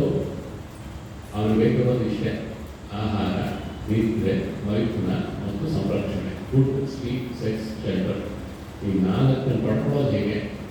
ಚೆನ್ನಾಗಿ ಅನುಭವಿಸೋದು ಹೇಗೆ? ಅನುಭವಿಸ್ಲಿಕ್ಕೆ ಸ್ವಲ್ಪ ಡೈಜೆಷನ್ ಫಾರ್ಮ್ ಮಾಡ್ಕೊಳ್ಳೋದು ಹೇಗೆ? ದಿನಾಗ್ತಿದ್ರೆ ಚೆನ್ನಾಗಿ ತಿಳ್ಬೇಕು ಸ್ವಲ್ಪ. ಅದನ್ನು ಕಾಪಾಡ್ಕೊಳ್ಳೋದು. ಕಳ್ಕೊಳ್ಳೋದು ಶ್ರಮ ಕೊಡ್ತಾನೆ. ಶ್ರಮ ಪಟ್ಟು ಭೋಗ ಪಡ್ಲಿಕ್ಕೆ ಇನ್ನೂ ಶ್ರಮ ಕೊಡ್ತಾನೆ. ಆಮೇಲೆ ಉಳಿಸ್ಕೊಳ್ಲಿಕ್ಕೆ ಇನ್ನೂ ಶ್ರಮ ಕೊಡ್ತಾನೆ. ಅವನ ಶರೀರನ ಇನ್ನೊಂದು ಎಲ್ಲ ಅವನು. ಇದು ಪಶುತ್ವ ಮಟ್ಟದ ಜೀವ. ಇದರ ಲಕ್ಷಣಗಳು ತುಂಬ ಇದೆ. ಅದೇನೋ ತೊಂದರೆ ನಿಮಗೇನು ಕಷ್ಟ ಅಂತ ಕೇಳ್ಬೋದು. ಈ ಸ್ವಾಮಿಗಳು ನಿಮಗೇನು ಕಷ್ಟ? ನಾನು ಸ್ವಲ್ಪ ಅನಿಸ್ತೀನಿ, ಮಜಾ ಮಾಡ್ತೀನಿ. ನಿಮ್ಗೇನು ಕಷ್ಟ? ಕಷ್ಟ ಉಂಟು. ಯಾರಿಗೆ? ನನಗಲ್ಲ, ಸಮಾಜಕ್ಕೆ. ಯಾಕೆ? ಪಶುತ್ವ ಮಟ್ಟದಲ್ಲಿರುವ ಒಂದು ಪ್ರಕ್ರಿಯೆ ಇದೆಯಲ್ಲ, ಅದು ಸ್ವಾರ್ಥಮಯ ಜೀವನ. ನಾನು, ನನಗೆ, ನಂದು, ಅದು ಸಿಕ್ಕಾಕೊಂಡು ಪ್ರಕ್ರಿಯೆ. ನಾನು, ನನಗೆ, ನಂದು. ಹಂಗೇನು ಮಾಡೋದು? ನಾನು, ನನಗೆ ನಂದು ಸ್ವಲ್ಪ ಆಚೆ ಈಚೆ ಕಡೆ ಬರ್ತಾರೆ ಅಷ್ಟೇ. ಸ್ವಲ್ಪ ದುಡ್ಡು ಬಿಟ್ಟರೆ ಮತ್ತೆ ಹೊರಗಡೆ ಬರ್ತಾರೆ. ಅದೇ ನಾನು ಸರಿ ಮಾಡ್ಕೋಬೇಕು ಅಷ್ಟೇ. ನಮಗಿರಲಿ ನಾನು, ನನಗೆ, ನಾನು. ಆ ಥರದ್ದು ಸ್ವಾರ್ಥ ಅಂತ ಏನು ಕಷ್ಟ ಅಂತ ಕೇಳಿದ್ರೆ, ಆ ಸ್ವಾರ್ಥ ಲೋಭವಾಗುತ್ತೆ. ಲೋಭದಿಂದ ಭ್ರಷ್ಟಾಚಾರ ಬರುತ್ತೆ. ಭ್ರಷ್ಟಾಚಾರ ಅಂದರೆ ಲಂಚ ತಗೊಳ್ಳೋದ್ರಿಂದ ಕರ್ತವ್ಯಗಳನ್ನು ರೂಪಿಸದೇ ಇರೋದು, ಕರ್ತವ್ಯಗಳನ್ನು ನಿಭಾಯಿಸದೇ ಇರೋದು. ಎಷ್ಟೊಂದು ಕರ್ತವ್ಯಗಳಿವೆ, ಅದನ್ನು ನಿಭಾಯಿಸ ಸಾಧಿಸಬೇಕು, ಅದು ಭ್ರಷ್ಟಾಚಾರ. ಇದು ಪಶುತ್ವ ಜೀವನದಲ್ಲಿ ನಮಸ್ಕಾರ ಆ ಪ್ರಜ್ಞೆ ಉಳ್ಕೊಂಡ್ಬಿಟ್ಟಾಗ ನಮ್ಮ ವ್ಯವಸ್ಥೆ, ನಮ್ಮ ವ್ಯವಹಾರ ಎಲ್ಲ ಅಂತಿರುತ್ತೆ. ಮನುಷ್ಯತ್ವಕ್ಕೆ ಬರಬೇಕು. ಮನುಷ್ಯತ್ವದ್ದು ದೈವತ್ವಕ್ಕೆ ಇರಬೇಕು. ಮನುಷ್ಯತ್ವ ಅಂತಂದರೆ ಅವರು ಶ್ರೀರಾಮಕೃಷ್ಣ ಹೇಳ್ತಾರೆ, ಯಾರ ಮನಸ್ಸು ಉನ್ನತ ಆಲೋಚನೆಗಳಿಗೆ, ಉನ್ನತ ಆದರ್ಶಗಳಿಗೆ ಎಚ್ಚೆತ್ತಿದೆಯೋ ಅವನೇ ಮನುಷ್ಯ. ತಿಳ್ಕೊಂಡಿರೋದಲ್ಲ, ಎಚ್ಚೆತ್ತಿರೋದು ಅಂತಾರೆ. ಎಚ್ಚೆತ್ತಿರೋದು ಅಂದರೆ ಅನುಷ್ಠಾನದಲ್ಲಿ ನಿಂತಿರೋದು ಅಂತ. ಈಗ ನಾವು ಪ್ರಶ್ನೆ ಮಾಡ್ಕೊಳ್ಳೋಣ, ನಾವು ಎಷ್ಟು ಜನ ಆದರ್ಶದ ಬೆಳಕಿನಲ್ಲಿ ಜೀವನ ನಡೆಸ್ತಾ ಇದ್ದೀವಿ ಅಂತ. ದೇವ್ರು ನಂಬ್ಕೊಂಡಿರೋದು ಆದರ್ಶ ಅಲ್ಲ. ದೇವ್ರನ್ನ ದೇವ್ರು ನಂಬ್ಕೋತೀವಪ್ಪ, ಅದೆಲ್ಲ ಆದರ್ಶ. ಆದರ್ಶದ ಬೆಳಕಿನಲ್ಲಿ ಜೀವನ ಹೆಸರನ್ನ ಮಾಡ್ತಾ ಇದ್ದೀವಿ ಅಂತ ನಾವು ಪ್ರಶ್ನೆ ಮಾಡ್ಕೊಳ್ಳೋಣ. ಎಂಥ ಆದರ್ಶ? ವಿವೇಕಾನಂದ 2 ಆದರ್ಶ ಕೊಟ್ಟಿದ್ದಾರೆ. ಇಡೀ ಭಾರತ ದೇಶಕ್ಕೆ, ಎಲ್ಲ ಭಾರತೀಯರಿಗೆ 2 ಆದರ್ಶ ಕೊಟ್ಟಿದ್ದಾರೆ: ತ್ಯಾಗ ಮತ್ತು ಸೇವೆ. ಅವ್ರು ಹೇಳ್ತಾರೆ ಭಾರತಕ್ಕೆ 2 ಆದರ್ಶಗಳನ್ನ ಕೊಡ್ತಾರೆ: ತ್ಯಾಗ ಮತ್ತು ಸೇವೆ. ರಿನೌನ್ಸಿಯೇಷನ್ and service R the green ideals of India. Intensify her in these 2 channels and the rest will take care of itself. ತ್ಯಾಗ ಮತ್ತು ಸೇವೆ ಭಾರತದ 2 ಆದರ್ಶ. ಅದರಲ್ಲಿ ಎಲ್ಲರೂ ವಿವರಿಸಿ ಎಲ್ಲ ತಿಳಿಯಬೇಕು. ತ್ಯಾಗ ಅಂದರೆ ಸನ್ಯಾಸಿಗಳಾಗುವುದಲ್ಲ. ತ್ಯಾಗ ಅಂದರೆ ಸ್ವಾರ್ಥ ತ್ಯಾಗ, ಅಹಂಕಾರ ತ್ಯಾಗ, ಆಲಸ್ಯ ತ್ಯಾಗ. ಸೇವೆ ಅಂದರೆ ಶಿವ ಅಂತ ನನ್ನ ಜೀವಿಗಳ ಸೇವೆ ಮಾಡೋದು. ಇದರ ನಂತರ ನಾನು ನಾಳೆ ಮಾಡೋದು. ಈಗ ನಮ್ಮನ್ನು ನಾವು ಪ್ರಶ್ನೆ ಮಾಡ್ಕೊಳ್ಳೋಣ, ನಾವು ಜೀವನ ನಡೆಸ್ತಾ ಇದ್ದೀವಲ್ಲ, ಯಾವುದರ ಆದರ್ಶ ಇಟ್ಕೊಂಡು ನಡೆಸ್ತಾ ಇಲ್ಲ, ಸತ್ಯದ ಆದರ್ಶದಲ್ಲಿ ಜೀವನ ನಡೆಸ್ತಾ ಇಲ್ಲ, ಏನಾದರೂ ಸರಿ ಸತ್ಯ ಬರಲ್ಲ ನಾನು ಅದನ್ನು ನಡೆಸ್ತಾ ಇಲ್ಲ, ಅದೆಂಥದ್ದಾದರೂ ಸರಿ ಸ್ವಾರ್ಥ ಇಲ್ಲ ಜೀವನ ನಡೆಸ್ತೀನಿ ನಾನು ನಡೆಸ್ತಾ ಇಲ್ಲ, ಏನಾದರೂ ಸರಿ ಅಹಂಕಾರ ಇಲ್ಲದ ಜೀವನ ನಡೆಸ್ತೀವಿ ಅದನ್ನು ನಡೆಸ್ತಾ ಇಲ್ಲ, ನೋಡ್ಸೋಲ್ಲ. ಭಕ್ತರು ಹೇಳ್ಕೊಳ್ತೀವಿ, ನಾವು ಸಾಧಕರು ನಾವು ಹೇಳ್ತೀವಿ. ಅವತ್ತ ಆದರ್ಶ ಇಲ್ಲದಿದ್ದರೆ ನೀವು ಎಲ್ಲ ಹೊಟ್ಟೆ ಹಾಕೊಂಡ್ರು ನೀವು ಪ್ರಶ್ನೆ ಆ ಮಟ್ಟಕ್ಕೆ ಬರಬೇಕು. ಗೊತ್ತಿಲ್ಲ ಅಂತಂದರೆ ಸಾಧನೆ ಸ್ವಾಮಿ ಹೇಳಿಲ್ಲ, ಸಾಧನೆಗೆ ಶುಭ. ಸಾಧನೆ ಶುಭ ಆಗಬೇಕು ಅಂತಂದರೆ ಆದರ್ಶ ಇಟ್ಕೊಳ್ಬೇಕು ಜೀವನ. ಶ್ರೀರಾಮಕೃಷ್ಣ ಅಹಂಕಾರ ಇತ್ತವರಿಗೆ ಲಾವಲೇಶದ ಅಹಂಕಾರ ಇರಲಿಲ್ಲ. ಏನು ಮಾಡೋದು? ಅದು ಬ್ರಾಹ್ಮಣ ಶರೀರ ಅಲ್ಲ, ಅಹಂಕಾರ ಇರುತ್ತೆ ಅಂದ್ಬಿಟ್ಟು ರಾತ್ರಿ ಹೋಗಿ ದಕ್ಷಿಣೇಶ್ವರದಲ್ಲಿ ಅವನು ಕ್ಲೀನ್ ಮಾಡೋದಿದ್ದಾನ, ಅವ್ರ ಮನೆ ಬಾತ್ರೂಮ್ ಬಸ್ಸಿನಲ್ಲಿ ನೀರು ಹೋಗುತ್ತೆ, ಕೂದಲೇ ಜಡೆ ಆಗ್ಬಿಟ್ಟಿತ್ತು ಅವ್ರಿಗೆ ಸಾಧನೆ ಸಂಬಂಧ. ಆ ಕೂದಲಿಂದ ಹೊಸದು ಅಮ್ಮ ಕಿತ್ತಾಕು ಅಹಂಕಾರ ಒಂದು ದ್ವೇಷವಿರುವವರನ್ನೆಲ್ಲ ಅಹಂಕಾರ ಅಳಿಸ್ಕೊಳಮ್ಮ ಅಹಂಕಾರ. ನಾವು ಮಾಡ್ತೀವ ಈಗ ಒಬ್ಬರಿಗೆ ಏನಾದ್ರು ಸ್ವಲ್ಪ ಕೆಳಗೆ ಮಾತಾಡಿದ್ರೆ ನಾವು ಬರಲ್ಲ. ಈಗ ಏನಿದೆ ಅದು ಪ್ರಕಾರ ಅನ್ಕೊಳ್ಳೋದು ನನಗೆ ಹೋಗಲ್ಲ ಅಹಂಕಾರ. ಒಂದು ಒಂಥರ ಮಾಡಿದ್ರೆ ಅಹಂಕಾರ ಖುಷ್ ಅಂತ ಇರುತ್ತೆ. ಒಬ್ಬ ಯಾವ ಬಂದ ಶ್ರೀರಾಮಕೃಷ್ಣ ಕಾಣಲಿಕ್ಕೆ ಬಂದವನು ತೋಟದಲ್ಲಿ ಯಾವ ಇದ್ರು ಅವನ ಕಡೆ ಹೂಕೊಳ್ಳೋರಿಗೆ ಆ ಮನುಷ್ಯ ತಂದು ಹಿಡಿಕೊಟ್ಟ. ಇಲ್ಲ ಇವರು ಹೂ ತಗೊಂಡಿದ್ದು ಶ್ರೀರಾಮಕೃಷ್ಣ ಕೊಡಲಿಕ್ಕೆ ಅಂತ ಕೋಣೆ ನೋಡೋಣ ಮಂಚ ಮೇಲೆ ಕೂತಿದ್ರು.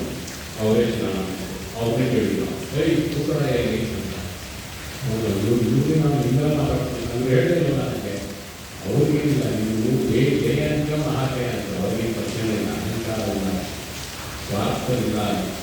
ಸತ್ಯ ಪರಿಪಾಲನೆ ಓದಿದ್ವಿ ಮತ್ತೆ ಮತ್ತು ಶ್ರೀರಾಮಕೃಷ್ಣ ಹೇಳಿದ್ದು ಸತ್ಯ ಪರಿಪಾಲನೆ. ಆ ಆದರ್ಶ ಜೀವನದಲ್ಲಿ ನಾವು ಏನಾದರೂ ಜೀವನ ನಡೆಸ್ತಾ ಇದ್ದರೆ ನಾವು ಮನಸ್ಸನ್ನು ಕಳ್ಕೋಬೇಕು. ಇಲ್ಲ ಅಂದರೆ ಎಷ್ಟೇ ಅಹಂಕಾರ ಮಾಡಿಕೊಂಡು ಎಲ್ಲ ಮುದ್ದೆಗಳು ಹಾಕೊಂಡಿರ್ತೀರ ಕೊಟ್ಟಿದ್ದಾರೆ. ಆ ಪ್ರಜ್ಞೆ ಪ್ರಕೃತಿಯಿಂದ ಮನಸ್ಸು ಬಂದು ಆ ಸ್ವಾರ್ಥ ಕಮ್ಮಿಯಾಗಿ ಒಳ್ಳೆಯ ದೈವತ್ವ ಪ್ರಕಾಶವಾಗಬೇಕು. ಅದಕ್ಕೆ ಕರ್ಮದಿಂದ ಸಾಧ್ಯ ಅಂತ ಸ್ವಾಮಿ ನಮ್ಮ ಹೇಳ್ತಾರೆ. ಈ ಪ್ರಜ್ಞೆ ಪ್ರಕೃತ್ವದಿಂದ ಮನುಷ್ಯತ್ವಕ್ಕೆ, ಮನುಷ್ಯತ್ವದಿಂದ ದೈವತ್ವಕ್ಕೆ ಏರಲಿಕ್ಕೆ ಕರ್ಮದಿಂದಲೇ ಸಾಧ್ಯ. ಇದಕ್ಕೆ ಮುಂಚೆ ಏನು ಹೇಳ್ತಿದ್ರು, ಕರ್ಮ ತುಂಬ ಕೆಳಗೆ ಮಾಡೋದು ಅಲ್ಲ, ಜ್ಞಾನ ಕೊಡಬೇಕು. ಸ್ವಾಮಿ ಅಂತ ಹೇಳ್ತಾರೆ, ನಾನು ಹೇಳಿದ್ದೀನಿ.